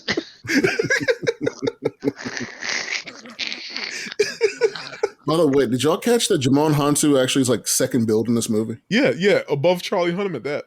He only says one thing after this scene in the whole movie. Maybe because the second one he has a huge part. Yeah, because he's supposed to be the general, the leader of their group. She got him to be the leader. So he's just not there yet. And remember, this was less movies to begin with. Yeah. So I think that's the whole crew, right? There's no, we're not. Yeah, we got one other. Yeah. Okay, so still going.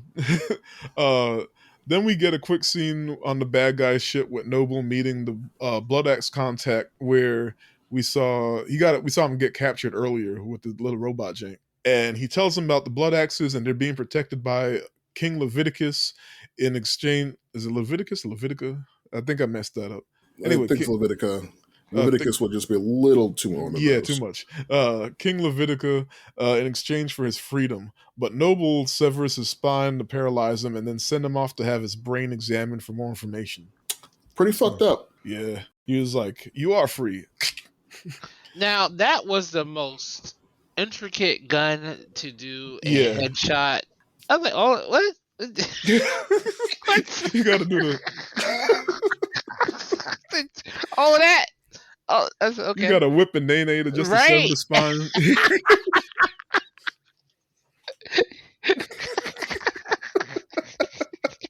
Hey man, sci-fi. Yeah.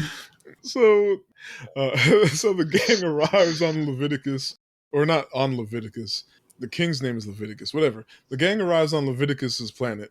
Jesus, I'm doing it again. The gang arrives on Leviticus' planet and is greeted by the king, who summons the Blood Axes for him. Right? That was easy.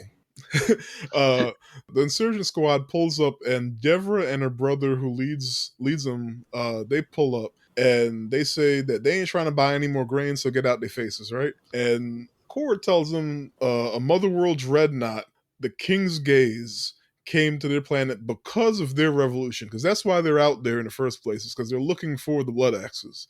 Denver don't give a shit. But a brother who doesn't even get a name, I didn't catch that until the second time. He says he'll go because he doesn't want to see another world fall because of them. Then he asks his forces who would like to tag along out of their own free will. So, achievement unlocked, the army has joined the party. They got the general, now they got the army, all 9 of them. That Only was 9 dudes, huge like, army. step up. Yeah, it already wasn't a big army that shows up, but only 9 of them decide to follow the brother. I thought this was going to be that big, everybody joins in moment. Nope. The music thought so too, because the music was like, ooh. Well, again, this is early on. Obviously, Sister's gonna come back. She's gonna bring the whole crew. I mean, yeah. But also, I didn't catch that was Ray Fisher. I didn't catch it the first time. The second time, I did. And here on IMDb, he is just listed as Blood Axe. They did not give this man a name. That's insane. Dang, like he wasn't even around long enough to get a name. The goddamn robot has a name. Jimmy. He has a name he's credited as that I'm not even sure if anyone even said it. but Ray Fisher didn't get a name. But Ray Fisher is Team Zack Snyder forever and ever because of his bad experience with Whedon. So, but also I think he's being blackballed by Hollywood, so we are probably only going to see him in Zack Snyder movies moving forward. You don't think his performance in this is going to help him cross over? As who? Okay. The brother? As Blood Axe. As Brother Blood Axe. Brother Blood Axe. I mean, maybe I think he's a good actor, but I think even though he was like a victim, I don't think any other Hollywood studio is going to want to mess with him after how messy he was with the Whedon and WB drama, which he was in the right for. Just how he said Whedon was, did he say racist? Or I know he definitely said that Whedon wasn't treating him right and the other actors, and like nobody had a good time with Whedon on the set of Justice League after he came in, and Zack was like way better and was nicer to him and stuff. But also he had a bone to pick with Warner Brothers in general because they tried to cover it up. So it's a whole drama you can read about, but how he went about it, it's one of those things where it's like, dang, he the victim, but also from like the studio standpoint, they're not going to want to mess with him because he's going to air them out too if they fuck up. True. Okay. Yeah. So we're going to lose him and your boy. Who? Finn. Oh, Boyega? Yeah. Boyega's still been popping up and stuff. And also he got the Jordan Peele, like, we got you. Like Black Hollywood's behind him. I don't think Black Hollywood behind Ray Fisher. Probably because they don't remember what character he plays. I mean, we'll see. I mean, like the last thing with Boyega, they haven't been like big productions. Nah, but he's been in stuff consistently. And Tyrone did well enough, I think. Or maybe I'm just going off of the fact that it's our second most listened to episode. But oh no, this is just you hating Boyega. This nigga hate John Boyega. You don't like John Boyega? I have not said a single bad thing about John Boyega.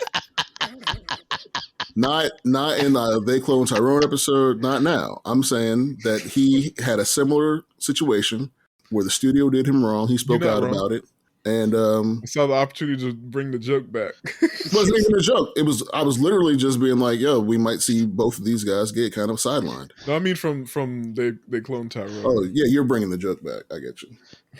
But I'm defending myself because I don't have the platform like you do. Ooh. You can go on for like a whole 20 minutes on every episode I'm not in about how much I hate Boyega, and I can't fight that. So I have to defend myself while I'm here.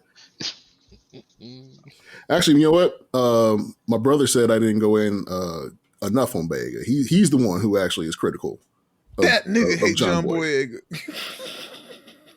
He was waiting to hear some real Boyega slander and was a little disappointed. I remember he made a joke on Twitter about it or something. But anyway, I forgot where I was complaining about Ray Fisher. Yeah. I said achievement unlocked. The army has joined 9 folks. Easy peasy. So Brother Blood Axe tells his sister to thank Levitica and to leave the planet because of course if some idiot farmers could find them, then Mother World is surely on its way, right? Which he's right. Back on the ship, Charlie Hunnam spits his best game in his worst Irish accent to Cora and tells her he'll join the fight officially because she made him want to be an honorable man. But he just needs to make one last stop first, right? Just to drop off his cargo and finish the job he apparently been on this whole time and been neglecting. Suspect. Another red flag. So then we see Noble has reached King Levitica, who, like we just said, who pleads with them that their people's code is honor and charity, and that's why they took in the blood axes. But Noble ain't trying to hear all that shit, and he smashes his head in. And then he orders the King's Gaze's massive guns to start firing on the planet. Then he leaves. I wanted to say I really liked King Leviticus' design. Yeah, that was cool. Yeah, it's very Star Warsy, but it's cool. And even though, I mean, it was VFX, but you still saw a whole lot of emotion, like with him sitting there, like about to get killed, and he was just like, I felt bad for him. I was like, oh no, because we knew what was about to happen. Yeah, they did a really good job with him, and the shillelagh comes back.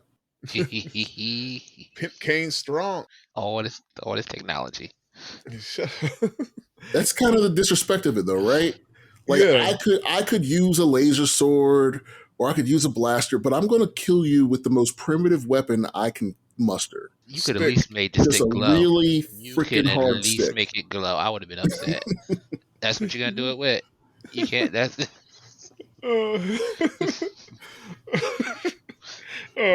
But yeah, so then he leaves, and Noble finds out that they're about to get the blood axes, and he says he'll pull up on them himself, because also, ego. So then the gang arrives at Unregistered Trade Depot, just to realize it's all a trap. Charlie Hunnam used Cora's mission to gather folks to pick up that were enemies of the Imperium, and all have bounties on their heads. Like Tarzak, what's his name? Tarek? Sorry, I was mixed Tarzak and Tarek. He was already, in custody. Yeah, but in somebody else's custody. But he knew exactly where he was too, but whatever. Well, just because, he doesn't have a cause, and he's not creative enough to come up with a reason to be like, oh, you should turn him over to me. I mean, he piggybacked on their noble cause. I kind of actually like this twist. Yeah. I wish it was actually, foreshadowed at all. Shut up. Sarcasm don't translate well on the podcast. That wasn't sarcasm. I wish it was foreshadowed at all. There's no actual interaction between the characters on Charlie Hunnam's ship, so you never get a sideways look from Charlie Hunnam. I mean, I got you. Okay, so we knew Charlie Hunnam was a red flag himself. Yeah, but how he was gonna do it, we didn't see coming. Right, because they've revealed that they're all these really high priced fugitives makes tons of sense. It's a great plan. But again, because we never get any actual character beats from them. Like I said, there's no moments where they're on the ship interacting with each other, showing us who they are. Tarek gets a couple of little moments where he's like, oh, he's supposed to be kind of the levity, the funny guy-ish. But other than that, he gets one. There's nothing there. So it would have been nice to get she did walk past Digimon a few times on that ship and say word one to him. Right. Like I said, after that moment, he had one line maybe. At the very end of the movie. Yeah, but we'll get to that. Yeah. Oh yeah. So Kai was secretly working with the Hackshaws to coordinate with the King's Gaze, right? And the cargo they were unloading unfolded into the people traps that we saw earlier with the contact that got caught up. Yep. So pretty all cool. Of the significant folks got snagged up into little robot traps. And the Blood X forces, their ships got fired on from the Motherworld ship that was hiding around the corner. Not the big ship, but they had a smaller ship that came down. And Noble comes out and says the only surprise to him was the ambitious farmer, but he expected everybody else to be there because, he knew that they would, I guess, tag along because they hated Motherworld so much or something. I don't know. Charlie Hunnam gloats and explains himself and forces Gunner to pull the trigger to paralyze Cora, but instead he finally grows some balls. He turns around and he kills Charlie Hunnam with it. He shoots it through the bottom of his mouth up through his head. That was a cool part. Yeah. I wish the look on his face was funnier. Yeah. You should have got more of a close-up or something. Yeah. Gunner, he went to go save the kid from the spider lady. When she dropped him, her? Yeah. Yeah. Again, because he don't listen. Well, I was like, Every Gunner's the only one here with like an arc where he's like becoming less of a pissant. I got you. True. And so that was like his first real moment of trying to like do something right, do something heroic. Well, he was never a bad guy. He just wanted money. And then that's when we see him do something heroic. And now here it's just like, well, how are you gonna stand against him? Or like this was the real test. Yeah. Yeah. So good for him. I'm not gonna lie, I was surprised that he made it to the end. Or the end of this part. He was the love interest. He's gonna she was making eyes with Charlie Hunnam too. Like, I don't know what she's doing. Yeah, but he dead now. Wow. Like, he clearly like her, but she ain't giving it up yet. Like, so Gunner frees Cora and he starts freeing everybody else. And like the fight breaks out and the rest of the gang, they start doing their thing, and Blood Axes, they get busy, and then Brother Blood Axe sees the ship that blew up his dudes, and he makes a charge for it, and like leaping onto the cockpit in a dramatic slow motion, he plants his spear into the pilot, but not before he got shot up a few times, right? And with the final ounce of his strength, he curses Joss Whedon and Warner Brothers, and he hits the throttle of the ship, and it crashes into the platform that they're on, cutting it in half. And like this knocks Noble down onto like a buoy, and then Cora ends up on the buoy too, and they have their final fight up there, where eventually it was all right fight. Eventually she beats him by taking his pimp cane and knocking his teeth out, and then he fell. Yeah, like literally knocks his teeth out, and then he fell seemingly to his death. So now we're at the end here. Go ahead. I was like, you had a pretty good bag. I liked Ed Skrein in this. Like, I mean, again, he plays a good villain. He's made to be a villain. He's chewing up all the scenery. He's having a great time. Yeah. And then when it looked like they killed him, I was like, oh, here we go again. We're just gonna start cycling through fucking bad guys. And so when it's I'm gonna have nigga. So the gang takes Charlie Hunnam's ship, and since he don't need it anymore, and head back to Velt, the village from the beginning, right? And what's up? I have a more appropriate thing. What's up? This moment right here, after when they're getting back on the ship, what's his name? I didn't memorize anyone's name from this movie except for Cora. Like, that's the only name I picked up, and Titus. Tarzan, Tarak, yeah, the guy with the griffin. He was like, I didn't really like that guy anyway, or something like that. And I was like, when did that ever come up? Like, he says it like there's never an interaction between those two. There's never like it's the line is there for like a laugh moment, and it's like there's nothing there to pin that on. It's I think having like them not having anything there made it funnier to me, because it was just like, oh, I didn't like him anyway, like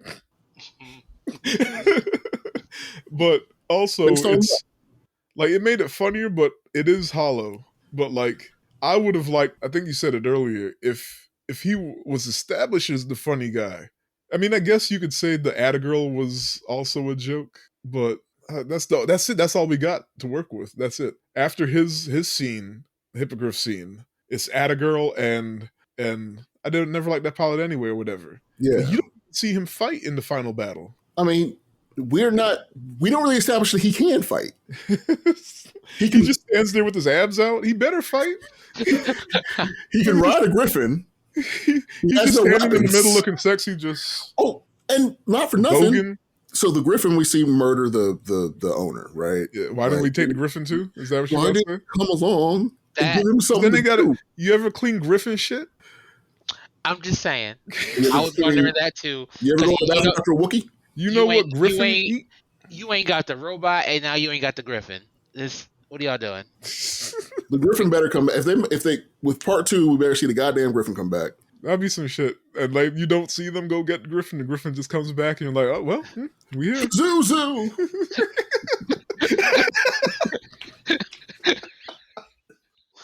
What is wrong with I got that reference. So yeah. So they're back on Velt, right? And they're feeling nostalgic, but they know that because Noble's dead, that the Motherworld's going to come back for him. So now they gotta training arc, I guess.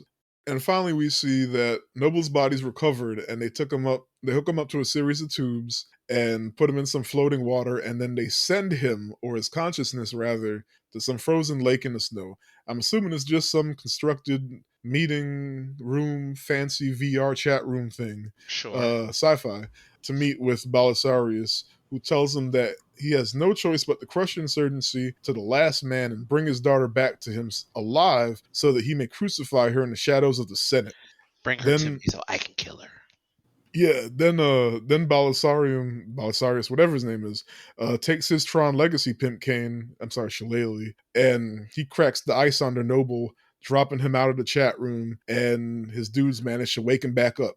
Also, when he wakes back up in real life, he has all of his teeth back. He was just in the healing chamber. It regrew teeth. I mean, it's sci-fi. Whatever. Hey, I was hoping. Who said they're humans? You're right. I was hoping that when he came back, or like in the future, we'd see him with some grills and some shit, like how like some Bond villain shit. Like remember, like the one Bond villain that the diamonds exploded and he had diamonds in his face. Well, now Is his name not Diamond Face? He had a name. I don't know. I've seen like 2 James Bond movies that weren't with your boy. I got you. Well, anyway, that's the movie. That's the movie. What a movie! Yeah. At least they kept Vader. That was smart. Is that Belisarium? Noble. No, Belisarius is the Emperor. He's the Emperor. Come on, man. I got you. You're right. So, oh wait, did you say how like when they're like trotting back toward the village? I mentioned it, but I didn't say any quotes. Yeah, at the end. Okay, and then we see we see Jimmy with the antlers. Yeah, we see Jimmy off in the field with the antlers. Where do you get the antlers from? Why does he have the antlers on? Oh, because he's in battle mode. Look, I'm guessing this right now. That's battle mode? That village is gone. Yeah, because they didn't actually get to the village. No, I think the village is there. Because how soon did you cut off the movie? I didn't. Well, if you let it, I was mad because it tried to fucking show me an ad or something for the next movie and then tried not to play the credits. I went back and made it play the credits. Okay, but my point is they played the ad for the next movie and you see them in the village training. Oh, okay. Yeah. Well, I missed that part. All right. All right. But okay, but back to what you said, that's antlers is battle mode as opposed to flower crown. I like that. Okay, I got you. Because I didn't think about it because when I saw the poster, I was like, outside of Nemesis, he's the second most interesting looking character on a poster. And I didn't even realize that he was the damn robot because of the antlers, and which don't come in on until the very end. I know what happened. I am wrong. So the village is still there. Why? Because he was there. Oh. They sent people down, and then he was like, oh, hell no. Because they did have soldiers coming back in 9 weeks. I mean, we don't think it's been the whole 9 weeks yet, but I mean, they left soldiers there, right? And they probably stopped hearing from them. Unless it was Private Eris was the one that was like, yeah, we still good. Right? So, hey, let me talk to your superior officer. Why am I talking to a private? Where's your commander? So now... Anyway, we already passed 2 hours and we talked about hypotheticals. So, what was your favorite aspect of the film, Kareem? You got to say something nice. That's how we doing it. Yeah, I'm not even in the bad movies. You got to say something nice. The coolest part was I'm gonna say the robot, even though Jimmy. That's your favorite aspect of the movie is Jimmy. Yes, because the idea of Jimmy and his people. Okay, so like a robot race. Yeah, pledged their allegiance, and then the king died. Even though they didn't dive deep into the other races, and he could blush. All right, apparently, and grow antlers. Well, he took. Remember, in the beginning, there was an elk they got. Oh, there was. So they probably gave him the antlers from the elk. Okay, war paint that they were eating. See, they did. This is well written. Jamel, aspect. Jamel? I'm thinking. Thinking this whole time. I was trying to find trivia for you, and it was honestly slim pickings. We said most of the interesting stuff. If there's nothing worth mentioning, then it's whatever. But we already over time. I mean, it's there's some good ideas here and there. They got the germ of some stuff that could grow. Jamel's struggling. Yeah, no, because it's. I mean, look, honestly, like I said before, like even the action stuff doesn't really like. It's not the clean. Did Snyder direct the warehouse fight in Batman versus that? Superman. Yeah, I because there's nothing in this movie that reaches close to that. So I That's was a true. little, but no, but there are some interesting sci-fi concepts in here that I'm hoping he can grow into something as this goes on. But I I have, got you. yeah, For me, I just like sci-fi stories. I do So too. I think like maybe I'm biased, but I still kind of enjoyed myself, even though like I saw it, like the flaws are very obvious, and I'm over his style. I'm over his aesthetic, but I still just like science fiction and space shit, Yeah, and I it get it. was yeah I yeah. get So it. I was on Uh, board, you must love even Iron Skies. my thing with him is like it's fine if you have your style, but there's no growth. yeah. He's starting to go backwards. It's like Um, you got DC money. You think you good? Yeah, like Scorsese, in his big age, he's still trying new things. Mm. So that, but I don't expect everyone to be at a certain level. And here's the thing: Zack Snyder, I think, on paper is an auteur because he has a distinct style he approaches his films with. But it's like when if you lined up the auteurs, it would be like one of these is not like the other, right? Like, or a couple of we got Snyder and Bay. But yeah, so favorite scene. When the robot shot the dude Love without this looking. robot. Yeah, that was my favorite scene. Because I was like, Was there another that one? was the only part in this 2 hour 50 movie where I was like, oh, Right. That was there another scene? nah. I like the spite. Oh, Not the spider fight. the spider fight was cool. I was going to say the griffin flight. Okay. Yeah, Gotcha. I like a good flying scene in the movie. I thought it was going to be more meaningful, but it still I looked pretty actually cool. hated the Griffin flight. I You hated hit it the too. Griffin flight? It was so cliche. I couldn't. Yeah. It Okay. was. Yeah. I mean, not. I mean, if it's your favorite, it's your favorite. I mean, But you like, know, it didn't do it for me. But the spider fight was cool. I hope they do more with Nemesis. I hope they do more with everyone. Everyone. I don't hate any characters. I don't And hate You any can't. characters. There's nothing to But hate. There's nothing to love. don't monologue your pain. You're supposed to figure out later in the movie. There's like, oh My my god, Seven God. Samurai introduced 7 whole fucking characters in a Yeah. fraction of this time, and you goddamn cared about them. And all of the derivatives of Seven Samurai they usually have you caring about it. Magnificent Seven, all that stuff. Like, wait, I can't remember which came first. But still, like Magnificent Seven usually came after Seven Samurai. okay. What are you But asking? usually, you usually when you get in that tale, and this is one of those Yeah. ones where this is the first time I've seen the Seven Samurai tale told, A, and I don't care about them for real. a Bug's Life does this story in 95 minutes. I don't know how long that movie is. Dang, you just made it up, but yeah. I mean, it's probably 95. But yeah, so we all said our favorite scenes. Definitely not about to say no quotes because all the dialogue sucked except for maybe 2 lines. Who's the MVP character? The robot. Moving on. Well, shout out to Tarzan, dude. It's 95 minutes. I was good. Actually, I was gonna say the princess because she woke the robot up. Oh, the reincarnated princess. Yeah. Okay. Favorite character, and then what character are you actually? And we'll leave it at that. I thought Brother Blood was cool. He was Yeah, cool. I wish we got more of him. Like, I think Ray Fisher, he did a good job with that character from what we saw, and I wanted to see more of him. We just didn't get enough from the character for me to really. I mean, but you already said the robot was your favorite. You said that was your favorite aspect. I just assumed it was also your favorite character. But he's a sacrificial lion. I got 2 seconds of him. I needed more. yeah, He could be a who bust. are you actually then? Lord, Huh?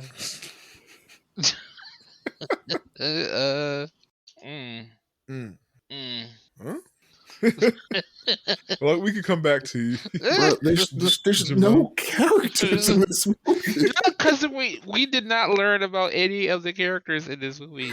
This is. They made it so hard, and I know what I'm asking. I'm Titus. The impossible. Titus. Yeah, I'm Yeah. out of the fight. But I can be convinced to come back in. All right. I'm one of the villagers. I'm just Do trying to you live have a my life. favorite one? I'm just no. This is no, the leader of the Yeah, village. shout out to Corey Stoll. Cause he was Sindri. cause dude was smart. He Yeah. saw what was coming. Yeah. He tried. He just had the wrong people Yeah. within his village. Cause I don't think he would have made it out alive regardless. no, But no. it definitely didn't help when Gunnar was like, well, actually. Because I said, what is he doing?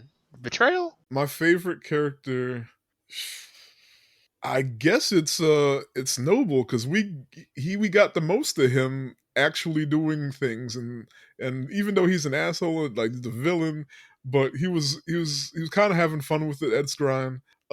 Here's the thing, I got a crush on Sophia Boutella. I watch anything with her We in it, all do. and this is the first time where I was like, is she not acting good? And this is the first time it ever happened, and I was like, I think it's the dialogue because this is like my it's like like how eighth and ninth movie for her, and I was like, hold on, I would have caught this by now. It's not just me thinking she cute and just ignoring it. Nah, like I thought she did a good job in other things she was in, even though she hasn't led a movie outside of that one dance movie. But like it's got to be the dialogue. Like sometimes the dialogue, even good actors struggle to deliver. Because even when she's not talking, I buy the emotion, I buy the movements. She sells everything. It's as soon as she opens her mouth, and I'm like, really? and I think it's call. I don't know. What else was she in? She's been in the hold on real. She's an Atomic Blonde. She's the Mummy and the New Mummy. That was my favorite part of that movie. Is it Jayla in Star Trek, the third new Star Trek movie? Yeah, she was an alien. She was Gazelle in Kingsman. Oh yeah. She didn't have any lines though. I don't think. Did she? Yeah, have I think lines? she might have been mute in that. Oh, I've never seen her as a. I I won't say bad actress. She was actress. in Hotel Artemis. I won't say What? bad actress. I would just say I never really thought too much of her. I guess in movies, Like I've never been like, oh, she need an Oscar, but she's always done the job. she's never done a horrible thing. Yeah. Yeah, she's always made me like, oh, we need to see more of her. Yeah, This one, Oh, I was. Settlers. She might have been the lead in this movie called Settlers on Hulu, and at no point did I think she was a bad actress. But I Tiff? think it's the dialogue, man. She is in Argyle coming up. I wonder how she'll do in that. yeah. Oh, if there's a movie called Climax where I think she might be top billed in the Climax, but there's so many different characters that I wouldn't say the movie hinged on her, but she used to be a dancer, right? And the first like 25 minutes of Climax is just this one long dance sequence, and it is dope. And everything that happens after that is A24 at its weirdest, or not weirdest, but like 70% weirdest. So I can't vouch for anything after that But she's good. But she's good, and like it's cool watching her and the dance and everything. So if you could pull that one part up on YouTube if you don't want to get in all the weirdness afterwards. But yeah, I think it's just the dialogue, man. Like they gave her some rough stuff lines to try and sell. She did her best with what she had. There's one name that we can pin all of this on. Directing, dialogue, it's all comes down to one man. Yeah. So that's I forgot what question I'm even on. Oh, my favorite character, Scrine. Noble. Which character am I? I'm gonna go with the village leader. Like I try to do my best and still probably end up dead, but he was a nice guy. Yeah, I'm actually changing mine to the private. Okay, so you'd be the one. I forgot about the private. Yeah, Eris. I was thinking about picking him. He was very polite to the robot, and I'm like, I literally stepped on my family dog's toe, and I was like, "Oh, please excuse me."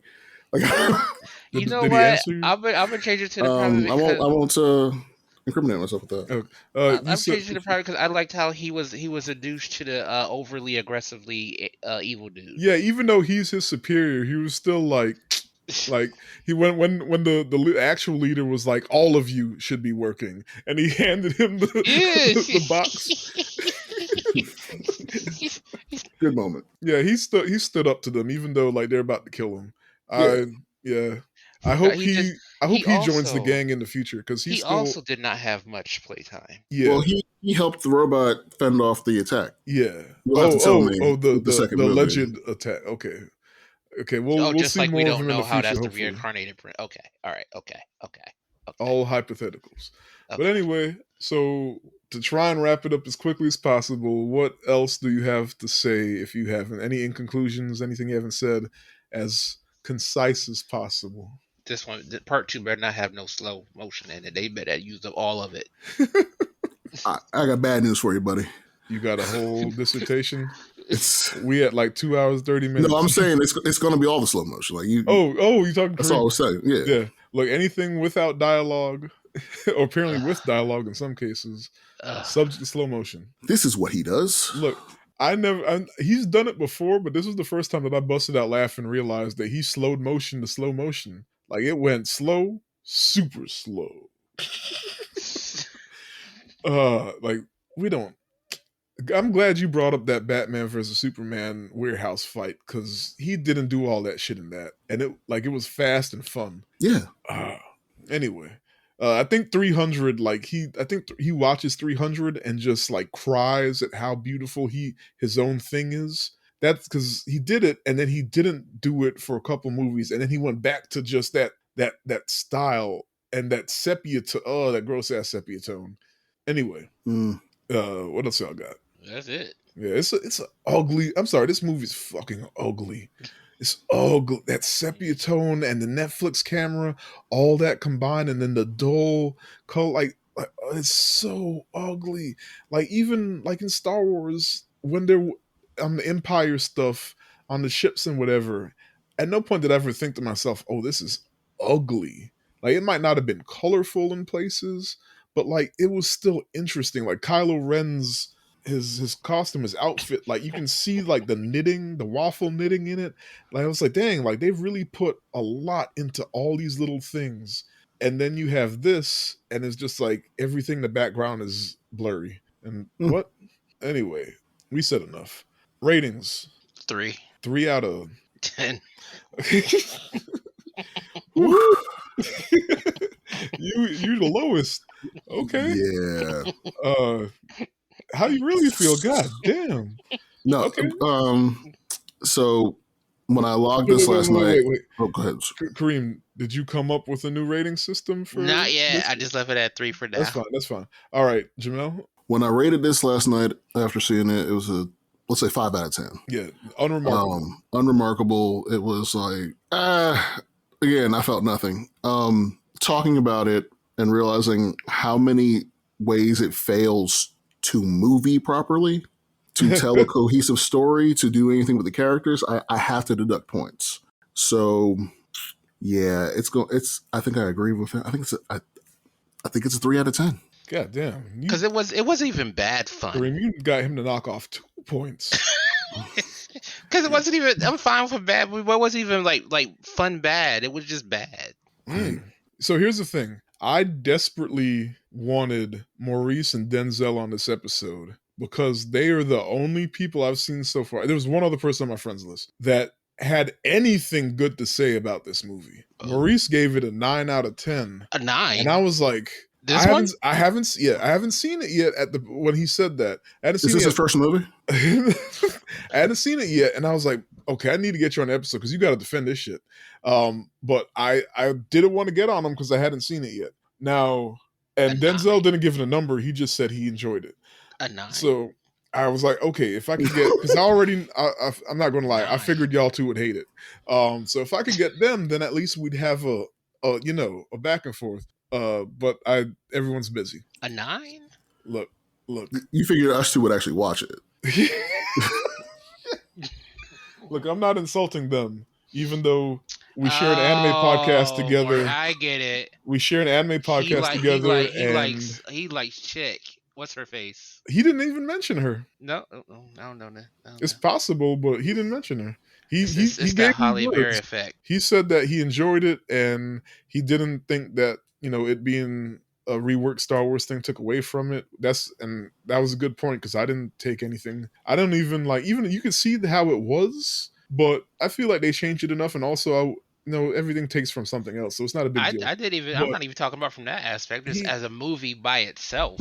yeah, I mean, look, I have my feelings, but when he said he gave it a 9 out of 10, uh, 9. I got a little concerned. But 9. Is I'm he all gonna right? rag on him a little Is bit he all because right? he's only been on one episode all year, and he's also about to miss the year end recap thing. Even though he's about to be at my house in 2 hours. Side note, Jamel, you want to come over? We sniffing cologne. No, I'm good. Why not? That's a long way to go to sniff cologne. It's 20 minutes. Dang, 20 minutes. You was talking like he an hour out. It's all right. Stay home. I just did a lot of driving. I just drove to freaking Boston and back. I don't feel like driving. Okay, that's fair. So you said There's Uber. both of y'all gave it 3s. Mm. Okay.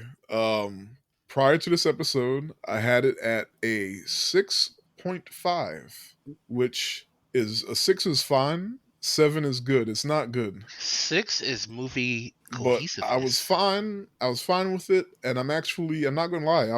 I'm going to watch the next movie. I'm intrigued to a I'm point. gonna still watch the other one. So, and like I said, I just love sci-fi stuff.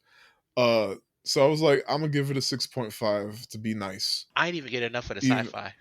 You didn't get enough of sci-fi. It ain't barely show sci-fi. That nasty ass Netflix cameraman. That the character that we were talking about, the bartender with the candles on his shoulders. Yes. Yes. Why we couldn't even see him? I wanted some detail. What is that on his shoulders? It's That's candles. Those candles. my friend pointed out that he thinks it was an animatronic thing. That's why they didn't show him in focus. He was moving kind of clunky, but there's an actor assigned to him, that character. Oh, So I think it was just on purpose. I just wanted to see what was it. Yeah. But yeah, 6.5. And see, I figured I'd be middle of the road. That's why I wanted the balance, but whatever. Anyway. What, are you adjusting it? Or are you staying at 6.5? Oh, yeah, so I'm staying at 6.5, even after I said all that shit. That's what's interesting to me is that, like, you really didn't have much good to say about it at all. Because there's more. What do you lose personally by giving this a bad rating? I mean, this is how I feel. I said in the beginning, or maybe I didn't. I feel like at some point prior to now, I said I think it's an okay movie, and I don't hate the movie. I know I said something along those lines. Like I don't. I have like. What to you was the best aspect of it overall? Like the writing, the acting, like what really stood out as like good? You might call this a cop-out, but I still think it has some promise. Like, because I didn't hate the journey, even though we didn't get enough of each character and the dialogue was clunky. Those are probably the biggest sins to me. I still want to see where this goes. It still kept me intrigued the whole time, even if it was clunky. And at the end, I didn't feel like I wasted my time, and I want to keep going. And It was a vagina. I gave it an extra 0.5 just because I like sci-fi. But I don't think it's a bad movie. I love sci-fi. I mean, that's fine. You asked me my fucking question. I'm just saying that just gives me an extra level of enjoyment because I'm seeing some funky shit that don't actually exist. Okay. Like I like that. And so he's playing to my weaknesses. So I get that. But at the end of the day, I still think like I still enjoyed myself to an extent. And I could see how it can improve. It definitely needs some improvement. But it checked that box of did I enjoy myself? Where would you rank this in like the greater Zack Snyder oeuvre? So my top would be Watchmen, 300, Snyder Cut, Man of Steel. Like those are I mean, I think Watchmen I have at a 10 out of 10. Yeah, Watchmen I got a 10 out of 10. I actually have 300 at a 10 out of 10. I still love that movie. Snyder Cut or Man of Steel, I think 10 out of 10 also. Snyder Cut, I think is 8 out of 10. My only problem with Man of Steel was the damn color. I wish it wasn't freaking washed out. And then after that, it starts to get a little bit wobbly. And at my bottom is Sucker Punch. Army of the Dead was fun. In fact, I felt like Army Dead was very close to this, where I didn't feel like I wasted my time. It was fun enough, but that nasty ass Netflix camera, like that irked the fuck out of me. And then he did some things like there were a couple of robot zombies. Like, why? You just slipped that in just to be fun? Why is there robot zombies that you don't explain? Like, anyway, I don't want to get into all that, but yeah, I'm not going to count OG Justice League because yeah, but Legend of Guardians was dope, but he didn't write that. We established. Oh, he don't have to. Doesn't have to Yeah. have written though. So As a director, so in general, now that I said all that, I like him more than I hate him, even though I have a lot of bones to pick with him. Like he's at the point where I'd watch a movie if he put out whatever, I'd watch it, and I'd see if I had liked it or hated it. Because in general, I really only hated one of his movies. I loved 3 of them, and then the stuff on the in between, I could see how it can be improved, but his own shit kind of mucked it up. all right. So, having said that, I should have said this in the beginning of the episode, but y'all kept throwing me off. Happy New Year's. We're rebels. We're recording this in 2023, but this is going to be the first 2024 movie for the podcast. So, Happy This New is how Year. you want to start the year? Shit.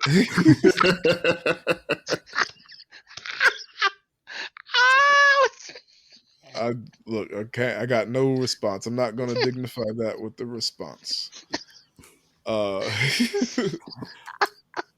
Sign off. I just want to say Happy New Year. Thanks for listening. And Happy New Year, y'all. Here are our plugs. Kareem? No plugs, but you sure you don't want to give like a little second option as a starter movie for the year? A second option? Oh, Lord. No, Happy New Year. That's Jamel? Happy New Year, everyone. I'm not going to bother with plugs because no one ever actually follows me or anything. If you have a Regal near you, just to let you know in case you didn't know, they got like a cup and a popcorn bin that you can get for like $30 up front, and you can refill them for like $10 for all year. So get in on that, because if you're like me and you saw like 50 movies or something in the theater, clutch. All right, follow him at J Rodman on Blue Sky. No, there's nothing there. Don't do that. Okay. You can follow the podcast at SGBK Podcast on Threads, on Blue Sky. Email us at sgbkpodcast@gmail.com.